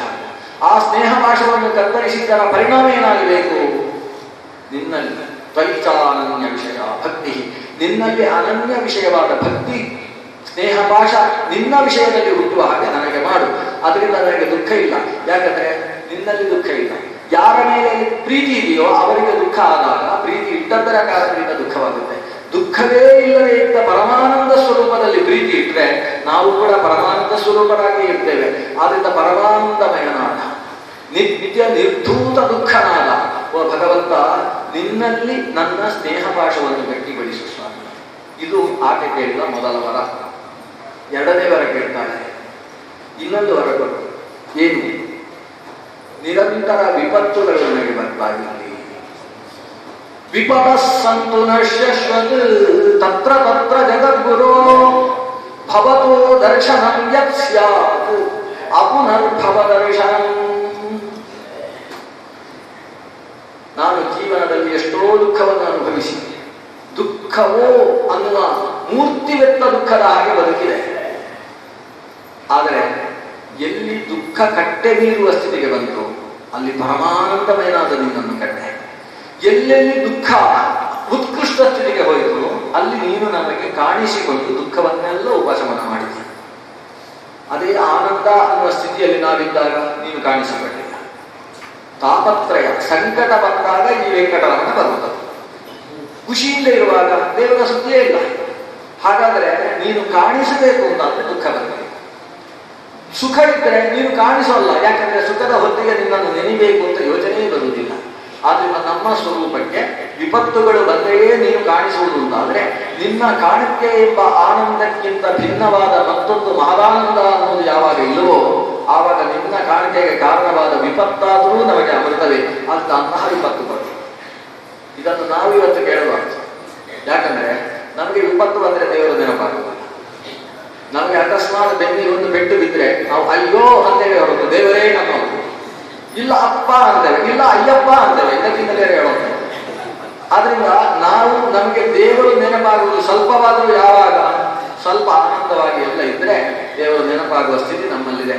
ಅದರಿಂದ ಕುಂತಿ ಕೇಳಿದ್ರು ಅಂತ ನಾವು ಎಲ್ಲ ಕೇಳಲಿಕ್ಕೆ ಹೋಗುದು ಬೇಡ. ಕುಂತಿ ಕೇಳಿದ್ದು ಯಾಕೆ? ಅದರಲ್ಲಿದ್ದ ಒಳಗಿನ ಶಕ್ತಿ ಸ್ಪಿರಿಟ್ ಅನ್ನು ನಾವು ತಗೊಳ್ಬೇಕು, ಶಬ್ದವನ್ನು. ಆಕೆ ಕೇಳಿದ್ದು ದೇವರ ನೆನಪು ಅನ್ನುವುದಕ್ಕಿಂತ ದೊಡ್ಡದಾದ ಆನಂದ ಮತ್ತೊಂದು ಇಲ್ಲ. ವಿಸ್ಮರಣ ಅನ್ನುವುದಕ್ಕಿಂತ ದೊಡ್ಡದಾದ ಮತ್ತೊಂದು ಅನಿಷ್ಟ ಇಲ್ಲ. ಆದ್ರಿಂದ ಧರ್ಮ ಅಂದ್ರೆ ಏನು? ಸ್ಮರ್ತವ್ಯ ಸತತಂ ವಿಷ್ಣು ವಿಸ್ಮರ್ತವ್ಯೋ ನ ಜಾತು ಚಿತ್. ಎಂದೆಂದೂ ಭಗವಂತನನ್ನು ವಿಸ್ಮರಣ ಮಾಡಬಾರದು, ಎಂದೆಂದೂ ದೇವರನ್ನು ಸ್ಮರಿಸಬೇಕು. ಸ್ಮರಿಸುವುದಕ್ಕೆ ವಿಪತ್ತೇ ಅನಿವಾರ್ಯವಾದರೆ ಅದೇ ಬರಲಿ. ಯಾಕಂದ್ರೆ ಮುಂದಿನ ಆಪತ್ತು ಹೋಗುವುದಕ್ಕೆ ಸಂಪತ್ತಿಗೆ ಅದು ಕಾರಣ ಆಗುತ್ತೆ. ಅದು ವಿಪತ್ತು ಮುಂದಿನ ಸಂಪತ್ತಿಗೆ ಕಾರಣವಾಗುವುದಾದ್ರೆ ವಿಪತ್ತಾದರೂ ಲೇಸು. ಆದ್ರೆ ವಿಪತ್ತಿನಲ್ಲೂ ದೇವರು ನೆನಪಾಗುವುದಿಲ್ಲ ಅಂತಾದ್ರೆ ಕೆಲವು ಸಲ ನಾವು ದಿನನಿತ್ಯ ಶಾಲಗ್ರಾಮ ಪೂಜೆ ಸಂಧ್ಯಾವಂದನೆ ಎಲ್ಲ ಸರಿಯಾಗಿ ಮಾಡ್ತಾ ಇರ್ತೇವೆ. ಆದ್ರೆ ಯಾವತ್ತೋ ನಮ್ಮ ಕೆಲಸದಲ್ಲಿ ಒಂದು ಡಿಮೋಷನ್ ಆಯಿತು ಅನ್ಕೊಂಡು ಅವತ್ತಿಂದ ದೇವರಿಗೆ ಪೂಜೆ ಹೋಯಿತು. ದೇವರು ಪಾಪ ಏನು ಅನ್ಯಾಯ ಮಾಡಿದ್ರು ದೇವರಿಗೆ, ನಾನು ಇಷ್ಟೆಲ್ಲ ಮಾಡ್ತಾ ಇದ್ದೇನೆ, ನನಗೆ ಡಿಮೋಷನ್ ಮಾಡಿಸಿದ್ಯಾ, ನಾಳೆ ನನಗೆ ಪೂಜೆ ಇಲ್ಲ ಅಂತ ದೇವರ ಮುಂದೆ ಪ್ರತಿಜ್ಞೆ ಮಾಡ್ತಾರೆ. ಪಾಪ ದೇವರು ಇವನ ಪಂಚಾಮೃತಕ್ಕೋಸ್ಕರ ಕಾದು ಬಂದಿದ್ರು, ಮರು ದಿವಸದಿಂದ ಅವನಿಗೆ ಪಂಚಾಮೃತ ಇಲ್ಲ. ಇದು ನಮ್ಮ ಪರಿಸ್ಥಿತಿ. ಅಂದ್ರೆ ಏನಾದ್ರೂ ದುಃಖ ಬಂತು, ನಮ್ಮ ಪೂಜೆ ನಿಂತು ಹೋಯ್ತು ಅಂತ ಅರ್ಥ. ಆದರೆ ದುಃಖ ಬಂದಾಗ ಹೆಚ್ಚು ಹೆಚ್ಚು ದೇವರ ಹತ್ರ ಆಗುವ ಪರಿಸ್ಥಿತಿ ಮನುಷ್ಯನಿಗೆ ಬಂದ್ರೆ ಅದು ವಿಪತ್ತು ಅನ್ನೋದು ಶ್ರೇಷ್ಠವೇ. ಆದ್ರೆ ದೇವರ ಹತ್ತಿರ ಸಂಪತ್ತಿನಿಂದಲೇ ನಾವು ಆಗ್ತೇವೆ ಅಂದ್ರೆ ಕುಚೇಲನ ಹಾಗೆ ಅವನಿಗೆ ಸಂಪತ್ತು ಬಂದಾಗಲೂ ದೇವರಿಗೆ ಬಹಳ ಹತ್ರವೇ ಅವ. ಅಂತ ಸ್ಥಿತಿ ನಮಗಿದ್ರೆ ಆವಾಗ ಸಂಪತ್ತು ಶ್ರೇಷ್ಠವೇ. ಒಟ್ಟಿನಲ್ಲಿ ಶ್ರೇಷ್ಠ ಯಾವುದು? ಭಗವತ್ ಸಾನ್ನಿಧ್ಯಕ್ಕೆ ಹೇತುವಾದದ್ದನ್ನು ಪಡೆಯುವುದು ಶ್ರೇಷ್ಠ. ಅಂತಹ ಕುಂತಿ ಕೃಷ್ಣನನ್ನು ಮತ್ತೆ ಮತ್ತೆ ಸ್ತುತಿಸಿದ್ರು. ಕೊನೆಗೆ ಭಗವನ್ ಅಖಿಲ ಗುರು ಭಗವನ್ ನಮಸ್ತೆ ಅಂತ ನಮಸ್ಕಾರ ಮಾಡ್ತಾಳೆ, ಕೈ ಮುಗಿದು ನಮಸ್ಕಾರ ಮಾಡ್ತಾಳೆ. ಕೃಷ್ಣ ನೋಡ್ತಾನೆ ಆ ಅಜ್ಜಿಯನ್ನು, ಕುಂತಿಯನ್ನು ನೋಡ್ತಾನೆ, ನೋಡಿ ಕುಂತಿಯ ಮುಖ ನೋಡ್ತಾನೆ, ನೋಡಿ ಒಂದು ನಗ್ತಾನೆ, ಆಮೇಲೆ ಹೊರಟ ದ್ವಾರಕೆಗೆ ಹೊರಟ. ಕುಂತಿಗೆ ಅಷ್ಟು ಸಾಕಾಯ್ತು ಆ ಒಂದು ನಗು, ಅದರಲ್ಲಿ ಆತನ ಪ್ರೀತಿ ಎಷ್ಟಿದೆ, ಅನುಗ್ರಹ ಎಷ್ಟಿದೆ. ಆ ನಗುವನ್ನೇ ನೆನೆಸಿಕೊಂಡು ಕುಂತಿ ಕೊನೆಗೆ ತನ್ನ ಶರೀರ ತ್ಯಾಗವನ್ನು ಅಗ್ನಿ ಮಧ್ಯದಲ್ಲಿ ಮಾಡ್ತಾಳೆ ಕಾಡಿನಲ್ಲಿ. ಅಂದ್ರೆ ಕೃಷ್ಣನ ನೆನಪು ಆ ಮುಖದ ಮೂಲಕ ಚಿರಸ್ಥಾಯಿಯಾಗಿ ಆ ಕುಂತಿಯಲ್ಲಿ ನಿಂತು ಹೋಯಿತು. ಕೃಷ್ಣ ದ್ವಾರಕೆಗೆ ತೆರಳಿದ್ದಾನೆ. ಕೃಷ್ಣ ತೆರಳಿದ್ದೇ ತಡ ಇಲ್ಲಿ ಧರ್ಮರಾಜನ ಕಣ್ಣಿನಲ್ಲಿ ನೀರು ಬರುವುದಕ್ಕೆ ಶುರುವಾಗಿದೆ. ಧರ್ಮರಾಜ 4 ಜನ ಬರ್ತಾರೆ ಆಗಾಗ, ಹೊಸದಾಗಿ ಸಿಂಹಾಸನಕ್ಕೆ ಏರಿದವರು ಅಂದ್ರೆ ಜನ ಬರ್ತಾ ಇರ್ತಾರಲ್ಲ, ಬಂದವರ ಹತ್ರ ಎಲ್ಲ ಇವನು ಕಣ್ಣಲ್ಲಿ ನೀರು ಹಾಕೊಳ್ಳುವುದು. ಎಷ್ಟು ಅನ್ಯಾಯ ಆಗಬೇಕು. ಅವರೆಲ್ಲ ಆಗ ಖುಷಿಯನ್ನು ನೋಡ್ಲಿಕ್ಕೆ ಬಂದವರು ಎಲ್ಲ ಹತ್ಕೊಂಡೇ ಹೋಗೋದು. ಆ ರೀತಿ ಮಾಡಿ ಹಾಕಿಲ್ಲ. ಈ ಹಸ್ತಿನಾಪುರ ಅನ್ನೋದು ನಗುವಿನ ಚಿಲುಮೆಯಾಗಿರಬೇಕಾದಲ್ಲಿ ಬಂದವರೆಲ್ಲ ಹತ್ಕೊಂಡು ಹೋಗುವ ಹಾಗೆ ಮಾಡಿ ಹಾಕಿದೆ. ಅಲ್ಲಿ ಭೀಮಸೇನ ಮಾತ್ರ ಬಂದು ಬರ್ತಾರೆ. ಯಾಕಂದ್ರೆ ಭೀಮಸೇನ ಆಡಳಿತ ವ್ಯವಸ್ಥೆ, ಪ್ರಧಾನಿ ಭೀಮಸೇನ, ರಾಷ್ಟ್ರಪತಿ ಧರ್ಮರಾಜ ಅಷ್ಟೇ. ಅಂತ ರಾಷ್ಟ್ರಪತಿ ಹತ್ರ ಕೊನೆಗೆ ಬರುವುದು, ಒಂದು ಪ್ರಧಾನಿ ಹತ್ರ ಬರುವುದು. ಭೀಮಸೇನ ಹತ್ರ ಬಂದಾಗ ಭೀಮಸೇನ ಆನಂದದಿಂದ ಎಲ್ಲರ ಕಡೆ ಧರ್ಮಧ್ವಜವನ್ನು ಸ್ಥಾಪನೆ ಮಾಡಿಬಿಟ್ಟಿದ್ದಾನೆ. ಆನಂದವಾನಂದ ಭೀಮನನ್ನು ನೋಡಿ ಖುಷಿ ಪಟ್ಟು ಧರ್ಮರಾಜನನ್ನು ಒಂದ್ಸಲ ಮುಖ ತೋರಿಸಿ ಹೋಗೋಣ ಅಂತ ಬಂದ್ರೆ ಹತ್ತುಕೊಂಡು ಬರ್ತಾ ಇದ್ದಾರೆ. ಯಾಕಂದ್ರೆ ಧರ್ಮರಾಜ ಆಳು ಊಟದ ಬಂದವರನ್ನು ಓಹ್ ಛೇ ಬಂದ್ರು ಅಂತ ಸ್ವಾಗತ ಮಾಡ್ತಾನೆ. ಬರುವಾಗಲೂ ಒಂದು ಛೇ ಅನ್ನೋದರ ಜೊತೆಗೆ ಕರೀತಾನೆ. ಯಾಕೆ ಛೇ ಅಂತ ಹೇಳಿದ? ಯಾಕಂದ್ರೆ ಅವತ್ತು ಯುದ್ಧ ಮಾಡಲಿಕ್ಕೆ ಅಂತ ಬಂದಾಗ ನೀವು ನಮ್ಮ ಜೊತೆಗೆ ಯುದ್ಧಕ್ಕೆ ಸೇರಿದ್ರಿಂದ ಅಲ್ವಾ ನಾವು ಯುದ್ಧಗತಿಗೆ ಬಂದದ್ದು ಅಂತ ಇಲ್ಲ, ಅಲ್ಲಿಂದ ಛೇ ಶುರುವಾಯಿತು ಅಂತ ಅವರೆಲ್ಲರ ಒಂದು ಸಹಕಾರ ಸಿಕ್ಕಿದ್ರಿಂದ ಯುದ್ಧ ಮಾಡಿ ಭೀಷ್ಮ ದ್ರೋಣಾದಿಗಳನ್ನೆಲ್ಲ ಕೊಂದು ಅವರ ರಕ್ತದಿಂದ ತೊಯ್ದ ಭೂಮಿಯಲ್ಲಿ ಏನು ರಾಜ್ಯಭಾರ ಮಾಡುವುದು? ಎಲ್ಲರೂ ಸತ್ತದ್ದು ನನ್ನಿಂದ, ಎಲ್ಲ ನಾನೇ ಕಾರಣ, ನಾನು ಎಷ್ಟು ಅಪರಾಧಿ, ನನ್ನನ್ನು ಬಿಟ್ಬೇಡಿ, ದೂರ ಕೂತ್ಕೊಳ್ಳಿ, ಹೀಗೆ ಶೇಖರಣೆ ಮಾಡ್ಲಿಕ್ಕೆ ಬಂದ್ರೆ ದೂರಗೊಳಿಸಬೇಕು. ಇಷ್ಟು ಧರ್ಮರಾಜ ತನ್ನ ಬಗ್ಗೆ ನಾನು ತಪ್ಪು ಮಾಡಿದೆ ಅಂತ ಕೂತು ಬಿಟ್ಟಿದ್ದಾನೆ. ಯಾರು ಎಷ್ಟು ಹೇಳಿದ್ರು ಅವನ ತಲೆಗೆ ಹೋಗುವುದಿಲ್ಲ. ಭೀಮಸೇನ 4 ಗಂಟೆಯ ಉಪನ್ಯಾಸ ಇಡಿಸಿದ. ಪ್ರಧಾನ ಉಪನ್ಯಾಸಕ ಭೀಮಸೇನೇ. ಅಷ್ಟು ಕೇಳಿದ ಮೇಲೆಯೂ ಕೂಡ ಇವ ಕೊನೆ ಮಾತು ಏನ್ ಹೇಳಿತ್ತಂದ್ರೆ, ಭೀಮಸೇನಿಗೆ ನನ್ನ ಮೇಲೆ ಎಷ್ಟು ಅಭಿಮಾನ ಗೊತ್ತಾ, ಮಾಡಿದ ತಪ್ಪೆಲ್ಲ ತಪ್ಪಲ್ಲ ಅಂತ ಹೇಳ್ಬಿಟ್ಟ. ಇಷ್ಟೇ ಇವನ ಪ್ರತಿಕ್ರಿಯೆ. ಆ ಅಭಿಮಾನದ ಕಾರಣದಿಂದ ನೀವೆಲ್ಲ ನಾನು ಮಾಡಿದ ತಪ್ಪನ್ನು ತಪ್ಪಲ್ಲ ಅಂತ ಹೇಳ್ತಾ ಇದ್ದೀರಿ. ನನ್ನಿಂದಲೇ ಭೂಮಿ ರಕ್ತದಿಂದ ಒದ್ದೆಯಾದದ್ದು, ನಮ್ಮ ಗುರುಗಳು ನಮ್ಮ ಅಜ್ಜ ಎಲ್ಲ ನನ್ನಿಂದ ಸತ್ತದ್ದು ಅಂತ ಅಪ್ಪುದು. ಅಷ್ಟೇ ಅಲ್ಲ, ಕೊನೆಗೆ ನನ್ನ ಸೋದರ ಮಾವನನ್ನು ನಾನು ಕೈಯಾರೆ ಹೊಡೆದು ಸಾಯಿಸಿದ್ದು ಅಂತ ಬೇರೆ ಅಲ್ಲ. ನನ್ನ ಒಡ ಹುಟ್ಟಿದ ಅಣ್ಣ ಅರ್ಜುನನಿಂದ ಸತ್ತದ್ದೇ ನನ್ನಿಂದ. ಅವ ಕರ್ಣನನ್ನು ಕೊಲ್ಲುವುದಿಲ್ಲ ಅಂತ ಬಂದಾಗ ನಾನು ನಿನ್ನನ್ನು ಕೊಂದು ಬಿಡ್ತೇನೆ ಅಂತ ಮಾತಾಡಿಬಿಟ್ಟೆ. ಕೊನೆಗೆ ಅವ ನನ್ನನ್ನು ಕೊಲ್ತಾನೆ ಅಂತ ಹೇಳಿದ. ಏನೇನೋ ಗಲಾಟೆ ಆಯಿತು. ಅದಕ್ಕೆ ಹೋಗಿ ಕರ್ಣನನ್ನು ಕೊಂದು ಹಾಕಿದ. ನನ್ನ ಅಣ್ಣ ನನ್ನ ಕೈಯಿಂದ ಸತ್ತದ್ದು, ನಾನು ಅರ್ಜುನನಿಂದ ಸಾಯಿಸಿದ್ದು, ಏನೇನೋ ಹರಡುವುದಕ್ಕೆ ಶುರು ಮಾಡಿದ ಧರ್ಮರಾಜ. ಈ ಸ್ಥಿತಿಯಲ್ಲಿ ಒಂದು ಬಾರಿ ಕೃಷ್ಣನನ್ನು ಕರೆಸಬೇಕಾಯಿತು. ಇಲ್ಲಿ ದೊಡ್ಡ ರಗಳೆ ಆಗೋಯ್ತು. ಬಂದವರೆಲ್ಲ ಹತ್ತುಕೊಂಡು ಹೋಗುದು ಅಂದ್ರೆ ಪ್ರಸಂಗ ಏನು? ಕೊನೆಗೆ ಕೃಷ್ಣನೇ ಬಂದು ಸರಿ ಮಾಡಬೇಕು ಅಂತ ಕೃಷ್ಣನನ್ನು ಕರೆಸಿದ. ಕೃಷ್ಣ ಬರುವಾಗಲೇ ಒಂದು 200 ಬಂಡಿಗಳನ್ನು ಹೇರಿಕೊಂಡು ಬಂದ. 200 ಲಾರಿಗಳು, ಟಾಟಾ ಕಂಪನಿದ್ದೇ ಲಾರಿಗಳು. ಅಷ್ಟು ಬಂಡಿಗಳಲ್ಲಿ ಎತ್ತುಗಳಿಂದ ಕಟ್ಟಲ್ಪಟ್ಟ 4 ಎತ್ತುಗಳಿಂದ ಕಟ್ಟಲ್ಪಟ್ಟ ಬಂಡಿಗಳು. ಏನ್ ತುಂಬಿಸಿಕೊಂಡಿದ್ದಾನೆ ಅಂದ್ರೆ ಒಂದು ಹೊರೆಕಾಣಿಕೆ ಯಾಕೆ ಮದುವೆ ಇದೆಯಾ, ಏನು ಪರ್ಯಾಯ ವ್ಯವಸ್ಥೆ ಅಲ್ಲ, ಏನಿಲ್ಲಿ ನಡೆಯುವುದು ಅಂದ್ರೆ ಒಂದು ಅಶ್ವಮೇಧ ಯಾಕೆ ಮಾಡಿಸ್ಬೇಕು ಅಂತ ಅದಕ್ಕೆ ಹೊರೆಕಾಣಿಕೆ ತಗೊಂಡು ಬಂದಿದ್ದಾನೆ. ಬಂದು ಧರ್ಮರಾಜ ಕೃಷ್ಣ ಬಂದಾಗಲೂ ಯಥಾವತ್ತಾಗಿ ಹೇಳಿದ, ನನ್ನಿಂದಾಗಿ ಎಷ್ಟೆಲ್ಲ ಅನ್ಯಾಯ ಆಗಬೇಕು ಅಂತೆಲ್ಲ ಹೇಳಿದೆ. ಕೃಷ್ಣ ಹೌದು ಅಷ್ಟೆಲ್ಲ ತೊಂದರೆ ಆಗಿದೆ, ಅದಕ್ಕೆ ಇನ್ನೊಂದು ಅಶ್ವಮೇಧ ಯಾಗ ಮಾಡಿಸಿ ಒಂದು ಶುದ್ಧ ಮಾಡುವ ಅಂತ ಬಂದಿದ್ದೇವೆ. ಯಾಕಂದ್ರೆ ಅಶ್ವಮೇಧ ಯಾಗ ಮಾಡಿದರೆ ಅದು ತರದಿ ಬ್ರಹ್ಮಹತ್ಯಾಂ ಯೋಶ್ವಮೇಧೇ ನಯಗತಿ. ಅದು ಬ್ರಹ್ಮಹತ್ಯೆಯಂತಹ ದೋಷವನ್ನು ಪರಿಹಾರ ಮಾಡುತ್ತೆ. ಅದನ್ನ ಒಂದಲ್ಲ 3 ಅಶ್ವಮೇಧ ಮಾಡಿಸಿಬಿಡುವ ಅಂತ ಹೇಳ್ತಾರೆ ಕೃಷ್ಣ. ನಿಮಗೆ ಯಾಕಂದ್ರೆ ಒಂದು ಧರ್ಮರಾಜನನ್ನು ದ್ರೋಣಾಚಾರ್ಯರನ್ನು ಕಲಿಸಿದ್ದಿ, ಅದಕ್ಕೊಂದು ಅಶ್ವಮೇಧ ಆಗಬೇಕಾಗ್ತದೆ. ಆಮೇಲೆ ಭೀಷ್ಮಾಚಾರ್ಯರನ್ನು ಕಲಿಸಿದ್ದಿ, ಅದಕ್ಕೊಂದು ಅಶ್ವಮೇಧ. ದೊಡ್ಡ ದೊಡ್ಡ ಪುರೋಹಿತರು ಕೊಡುವಷ್ಟು ಹೇಳಿದ್ರು, ಇದಕ್ಕೊಂದು ಅಶ್ವಮೇಧ, ಅದಕ್ಕೊಂದು ಅಶ್ವಮೇಧ 3. ಆಗ ಯುಧಿಷ್ಠಿರ ಹೇಳಿದ ಇಷ್ಟಕ್ಕಾಯ್ತು, ಆದ್ರೆ ಅವರನ್ನು ಕರ್ಣವನ್ನು ಬೆಳೆಸಿದ್ದಕ್ಕೆ ಅದಕ್ಕೆ ಬೇಕಲ್ವಾ? ಹಾಗಾದ್ರೆ 3 ಅಶ್ವಮೇಧ ಮಾಡಿಸುವ. ಒಂದೊಂದು ಅಶ್ವಮೇಧದಲ್ಲಿ 1 ಅಶ್ವಮೇಧಕ್ಕೆ ಎಷ್ಟು ದಕ್ಷಿಣೆಯೋ ಅದರ 3 ಪಟ್ಟು ಕೊಡುವ, 9 ಅಶ್ವಮೇಧ ಆಗುತ್ತೆ ಅಂತ ಕೃಷ್ಣಂದೇ ವ್ಯವಸ್ಥೆ ಎಲ್ಲ. ಈಗ ಒಂದೊಂದು ಅಶ್ವಮೇಧದಲ್ಲೂ 3 ಪಟ್ಟು ತ್ರಿಗುಣಾತ್ಮಕವಾಗಿ ಅಶ್ವಮೇಧ ಮಾಡಿದ್ರೆ ಎಲ್ಲ ಪಾಪ ಪರಿಹಾರ ಆಗುತ್ತೆ ಅಂತ ಕೃಷ್ಣ ಜ್ಯೋತಿಷ್ಯವನ್ನು ಓದಿ ಬಂದಿದ್ದಾನೆ ಸಂಜೀವಿನಿ ಗುರುಕುಲದಲ್ಲಿ. ಎಲ್ಲ ಕ್ರಮ ಪ್ರಕಾರ ಧರ್ಮರಾಜನಿಗೆ ಒಮ್ಮೆ ಸಮಾಧಾನ ಆಯಿತು. ದ್ರೌಪದಿ ದೇವಿಯ ಜೊತೆಗೆ ತನ್ನ ಪತ್ನಿಯಾದಂತಹ ದೇವಕಿ ಅನ್ನುವ ಹೆಂಡತಿಯ ಜೊತೆಗೆ ತಾನು ಯಜ್ಞದಲ್ಲಿ ದೀಕ್ಷಿತನಾಗ್ತಾನೆ. ಯಜ್ಞ ದೀಕ್ಷಿತನಾಗಿ 3 ಅಶ್ವಮೇಧಗಳು ಕೃಷ್ಣನ ಸನ್ನಿಧಾನದಲ್ಲಿ ನಡೀತಾರೆ. 3 ವರ್ಷ ಚೆನ್ನಾಗಿ ರಾಜ್ಯಭಾರ, ಭೀಮಸೇನ ರಾಜ್ಯಭಾರದಲ್ಲಿ ನಿರತ, ಧರ್ಮರಾಜ ಪ್ರಾಯಶ್ಚಿತ್ತಗಳಲ್ಲಿ ನಿರತ ಆಗಿದ್ದಾನೆ. 3 ವರ್ಷ ಆದಮೇಲೆ ಅಶ್ವಮೇಧದ ಅವಭೃತ ಸ್ನಾನವಾಗಿ ಒಳಗೆ ತಂದು ಕೂಡಿಸಿ ಕೃಷ್ಣ ನಗ್ತಾನೆ. ಹೇಗೆ ಈಗ ಸಮಾಧಾನ ಆಯ್ತಾ? ಇವನು ಮತ್ತೆ ಆಡು ನೋಡಿ, ಹಿಂದೆ ಹೇಗಿತ್ತು ಅದಕ್ಕಿಂತ ಚೂರೂ ವ್ಯತ್ಯಾಸ ಇಲ್ಲ. ಇದು ಏನಾಯ್ತು? ಇದು ನ್ಯಾಯ ಕತ್ತೆಯ ಮುಂದೆ ಕಿನ್ನರಿ ಬಾರಿಸಿದ ಹಾಗೆ. ಇಷ್ಟೆಲ್ಲ ಹೇಳಿದ್ರು ಕೂಡ ಏನೂ ಪ್ರಯೋಜನ ಆಗಲಿಲ್ಲ. ಈಗ ಕೃಷ್ಣ ತೀರ್ಮಾನಿಸಿದ, ಇವನಿಗೆ ಏನು ಮಾಡಿದ್ರು, ಎಷ್ಟು ಬುದ್ಧಿ ಹೇಳಿದ್ರು ಸರಿ ಹೋಗಲ್ಲ. ಇವನಿಗೆ ಯಾರು ಬುದ್ಧಿ ಹೇಳಬೇಕು ಅಂದ್ರೆ, ಇವನ ಕೈಯಿಂದ ಪೆಟ್ಟು ತಿಂದವರು ನೀನು ಪೆಟ್ಟು ಕೊಟ್ಟದ್ದು ಸರಿಯಾಗಿದೆ, ಒಳ್ಳೆ ಕೆಲಸ ಮಾಡಿದೆ ಮಗನೇ ಅಂತ ಹೇಳಿದ್ರೆ ಮಾತ್ರ ಇವನಿಗೆ ಬುದ್ಧಿ ಬರ್ಬೋದು. ಆದ್ರೆ ಸತ್ತವರು ನೀನು ಕೊಂದದ್ದು ಸರಿ ಅಂತ ಯಾರು ಹೇಳಲಿಕ್ಕೆ ಆಗ್ತದೆ? ಯಾರು ಇಲ್ಲ. ಆದ್ರೆ ಪೆಟ್ಟು ತಿಂದು ಶರಶೈಲಿಯಲ್ಲಿ ಮಲಗಿದ ಭೀಷ್ಮಾಚಾರ್ಯ ಇದ್ದಾರೆ, ಅವರ ಹತ್ರ ಕರ್ಕೊಂಡು ಹೋಗಿ ಅವರ ಹತ್ರ ಹೇಳಿಸಿ, ಎಷ್ಟು ಚೆನ್ನಾಗಿ ಹೊಡೆದ್ರಿ, ನೀವು ಹೊಡೆಯಲು ಹೋದ್ರೆ ದೊಡ್ಡ ತಪ್ಪಿತಸ್ಥರಾಗಿ ಹೊಡೆದಿದ್ರಿ, ಈಗ ಒಳ್ಳೆ ರಾಜ್ಯಭಾರ ಮಾಡಿಕೊಂಡು ಎಂಥ ಪುಣ್ಯ ಸಂಪಾದನೆ ಮಾಡ್ತಾ ಇದ್ದೀರಿ ಅಂತ ಅವರು ಹೇಳಬೇಕು, ಆಗ ಸರಿಯಾದೀತು ಅಂತ. ಕೃಷ್ಣ ಪಾಂಡವರನ್ನು ಕರ್ಕೊಂಡು ಕುರುಕ್ಷೇತ್ರದ ದಕ್ಷಿಣ ಮೂಲೆಯಲ್ಲಿ ದಕ್ಷಿಣಕ್ಕೆ ತಲೆ ಹಾಕಿ ಶರಶೈಲಿಯಲ್ಲಿ ಮಲಗಿರತಕ್ಕಂತಹ ಭೀಷ್ಮಾಚಾರ್ಯರ ಹತ್ತಿರ ಕರ್ಕೊಂಡು ಹೋದ. ಭೀಷ್ಮಾಚಾರ್ಯರಿಗೆ ಕೃಷ್ಣನ ಪಾದ ಸಪ್ಪಳ ಕೇಳಿದುಕೊಳ್ಳೆ ಶರೀರದಲ್ಲಿ ರೋಮಾಂಚನವಾಗುವುದಕ್ಕೆ ಪ್ರಾರಂಭವಾಯಿತು.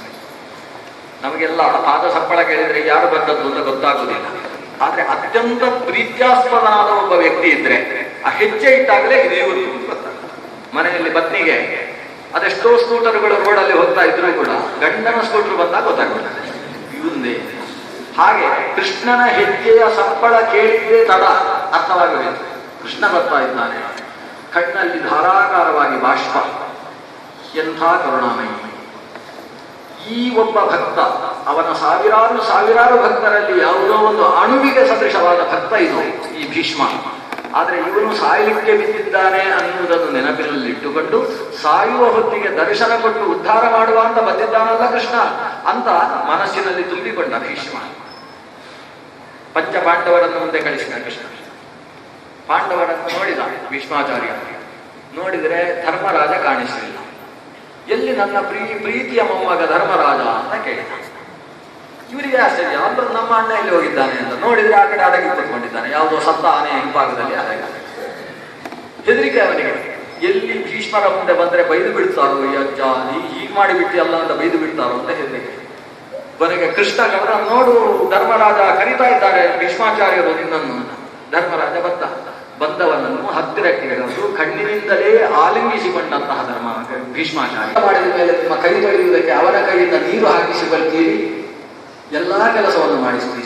ಆದರೆ ಇದೇ ಭಗವಂತ ಪ್ರತಿಯೊಬ್ಬರ ಹೊಟ್ಟೆಯಲ್ಲಿ ಅರಗುವ ಅನ್ನಕ್ಕೆ ಅರಗಿಸುವ ಶಕ್ತಿಯನ್ನು ತುಂಬಿಸಿದವ ಅನ್ನೋದನ್ನು ಮರಿಬೇಡಿ. ಆ ಭಗವಂತ ಅಹಂ ವೈಶ್ವಾನರೋ ಭೂತ್ವ ಪ್ರಾಣಿನಾಂ ದೇಹಮಾಶ್ರಿತಃ ಪ್ರಾಣಾಪಾನ ಸಮಾಯುಕ್ತ ಪಚಾಮ್ಯನ್ನಂ ಚತುರ್ವಿಧಂ. ಎಲ್ಲರ ಜೀವನಕ್ಕೆ ಹೇತುಭೂತವಾದ ಶಕ್ತಿ ಆ ಭಗವನ್ ನಾರಾಯಣನೇ ಕೃಷ್ಣನಾಗಿದ್ದಾನೆ ಅನ್ನೋದನ್ನು ಮರಿಬೇಡಿ. ನಿಮ್ಮ ಪ್ರೀತಿಗೆ ಸೆಳೆಯಲ್ಪಟ್ಟು ಹೂವ ಕೊಡುವರ ಮನೆಗೆ ಹುಲ್ಲ ತರುವ ಅಂತ ಅಷ್ಟು ಕೆಲಸ ಮಾಡ್ತಾನೆ ಆ ಭಗವಂತ. ನಿಮ್ಮ ಮನೆಗೆ ಹುಲ್ಲು ಹಾಕಿ ಕುದುರೆಯ ಬೆನ್ನು ತಟ್ಟಿ ಅದಕ್ಕೆ ಹುಲ್ಲು ತಿನ್ನಿಸಿ ಮಾಡುವ ಕೆಲಸವನ್ನು ಕೃಷ್ಣ ಮಾಡಿಸಿದ. ಆದರೆ ಅವ ನಾರಾಯಣ ಅನ್ನುವುದನ್ನು ಮರಿಬೇಡಿ. ಅವನ ಮಾರ್ಗದರ್ಶನದಲ್ಲಿರುವ ನಿಮಗೆ ಎಲ್ಲಿ ವಿಪತ್ತು? ಯತ್ನ ಕೃಷ್ಣ ಕುತೋ ವಿಪತ್. ಕೃಷ್ಣ ನಿಮ್ಮ ಜೊತೆಗಿರುವಾಗ ನಿಮಗೆ ವಿಪತ್ತು ಕಲ್ಪನೆ ಸಾಧ್ಯ ಇಲ್ಲ. ಇಡೀ ವಿಪತ್ತು ನಡೆದದ್ದು ಅದು ದುರ್ಯೋಧನ ಪಕ್ಷದಲ್ಲಿ. ಹೀಗೆ ದೀರ್ಘ ಉಪನ್ಯಾಸವನ್ನು ಮಾಡಿದ್ದಾನೆ ಭೀಷ್ಮಾಚಾರ್ಯ. ನಾಲಿಗೆ ಒಣಗ್ತಾ ಇದೆ. ಆ ಸ್ಥಿತಿಯಲ್ಲಿ ಕೃಷ್ಣ ಹೇಳ್ತಾನೆ, ನೀನು ಎಷ್ಟು ಹೇಳಿದ್ರು ಅಷ್ಟೇ, ಅದು ಕಿನ್ನರಿ ಊದಿದ ಹಾಗೆ ಧರ್ಮರಾಜನಿಗೆ. ನೀನು ಸ್ವಲ್ಪ ಧರ್ಮೋಪದೇಶ ಕೊಡು ಅವನಿಗೆ. ನೀನು ಏನು ಪರಶುರಾಮಾಚಾರ್ಯರ ಕೈಯಲ್ಲಿ 525 ವರ್ಷ ಓದಿದ್ಯಲ್ವ, ನಾವೆಲ್ಲ 12 ವರ್ಷ ಓದಿ ಸುಧಾಮಂಗಳ ಮಾಡಿಕೊಂಡು ಆಮೇಲೆ ಪುಸ್ತಕ ಬಿಚ್ಚುವ ಕ್ರಮ ಇಲ್ಲ. ಆದರೆ ನೀನು ಹಾಗಲ್ಲ, 12 ವರ್ಷ ಅಲ್ಲ, 1200 ವರ್ಷವೋ ಅಲ್ಲ, 120 ವರ್ಷವೋ ಅಲ್ಲ, 525 ವರ್ಷ ಓದುವುದಕ್ಕೋಸ್ಕರ ಸೀಮಿತವಾಗಿದ್ದ ಮಹಾಜ್ಞಾನಿ. ಮೊದಲು 125 ವರ್ಷ ಬೃಹಸ್ಪತ್ಯಾಚಾರ್ಯರ ಕೈಯಲ್ಲಿ, ಆಮೇಲೆ 400 ವರ್ಷ ಪೂರ್ತಿ ಪರಶುರಾಮಾಚಾರ್ಯರ ಕೈಯಲ್ಲಿ ಓದಿದೆಯಲ್ಲ, ಅವರಲ್ಲಿ ಓದಿ ಅರಗಿಸಿಕೊಂಡ ಆ ಶಾಸ್ತ್ರಜ್ಞಾನ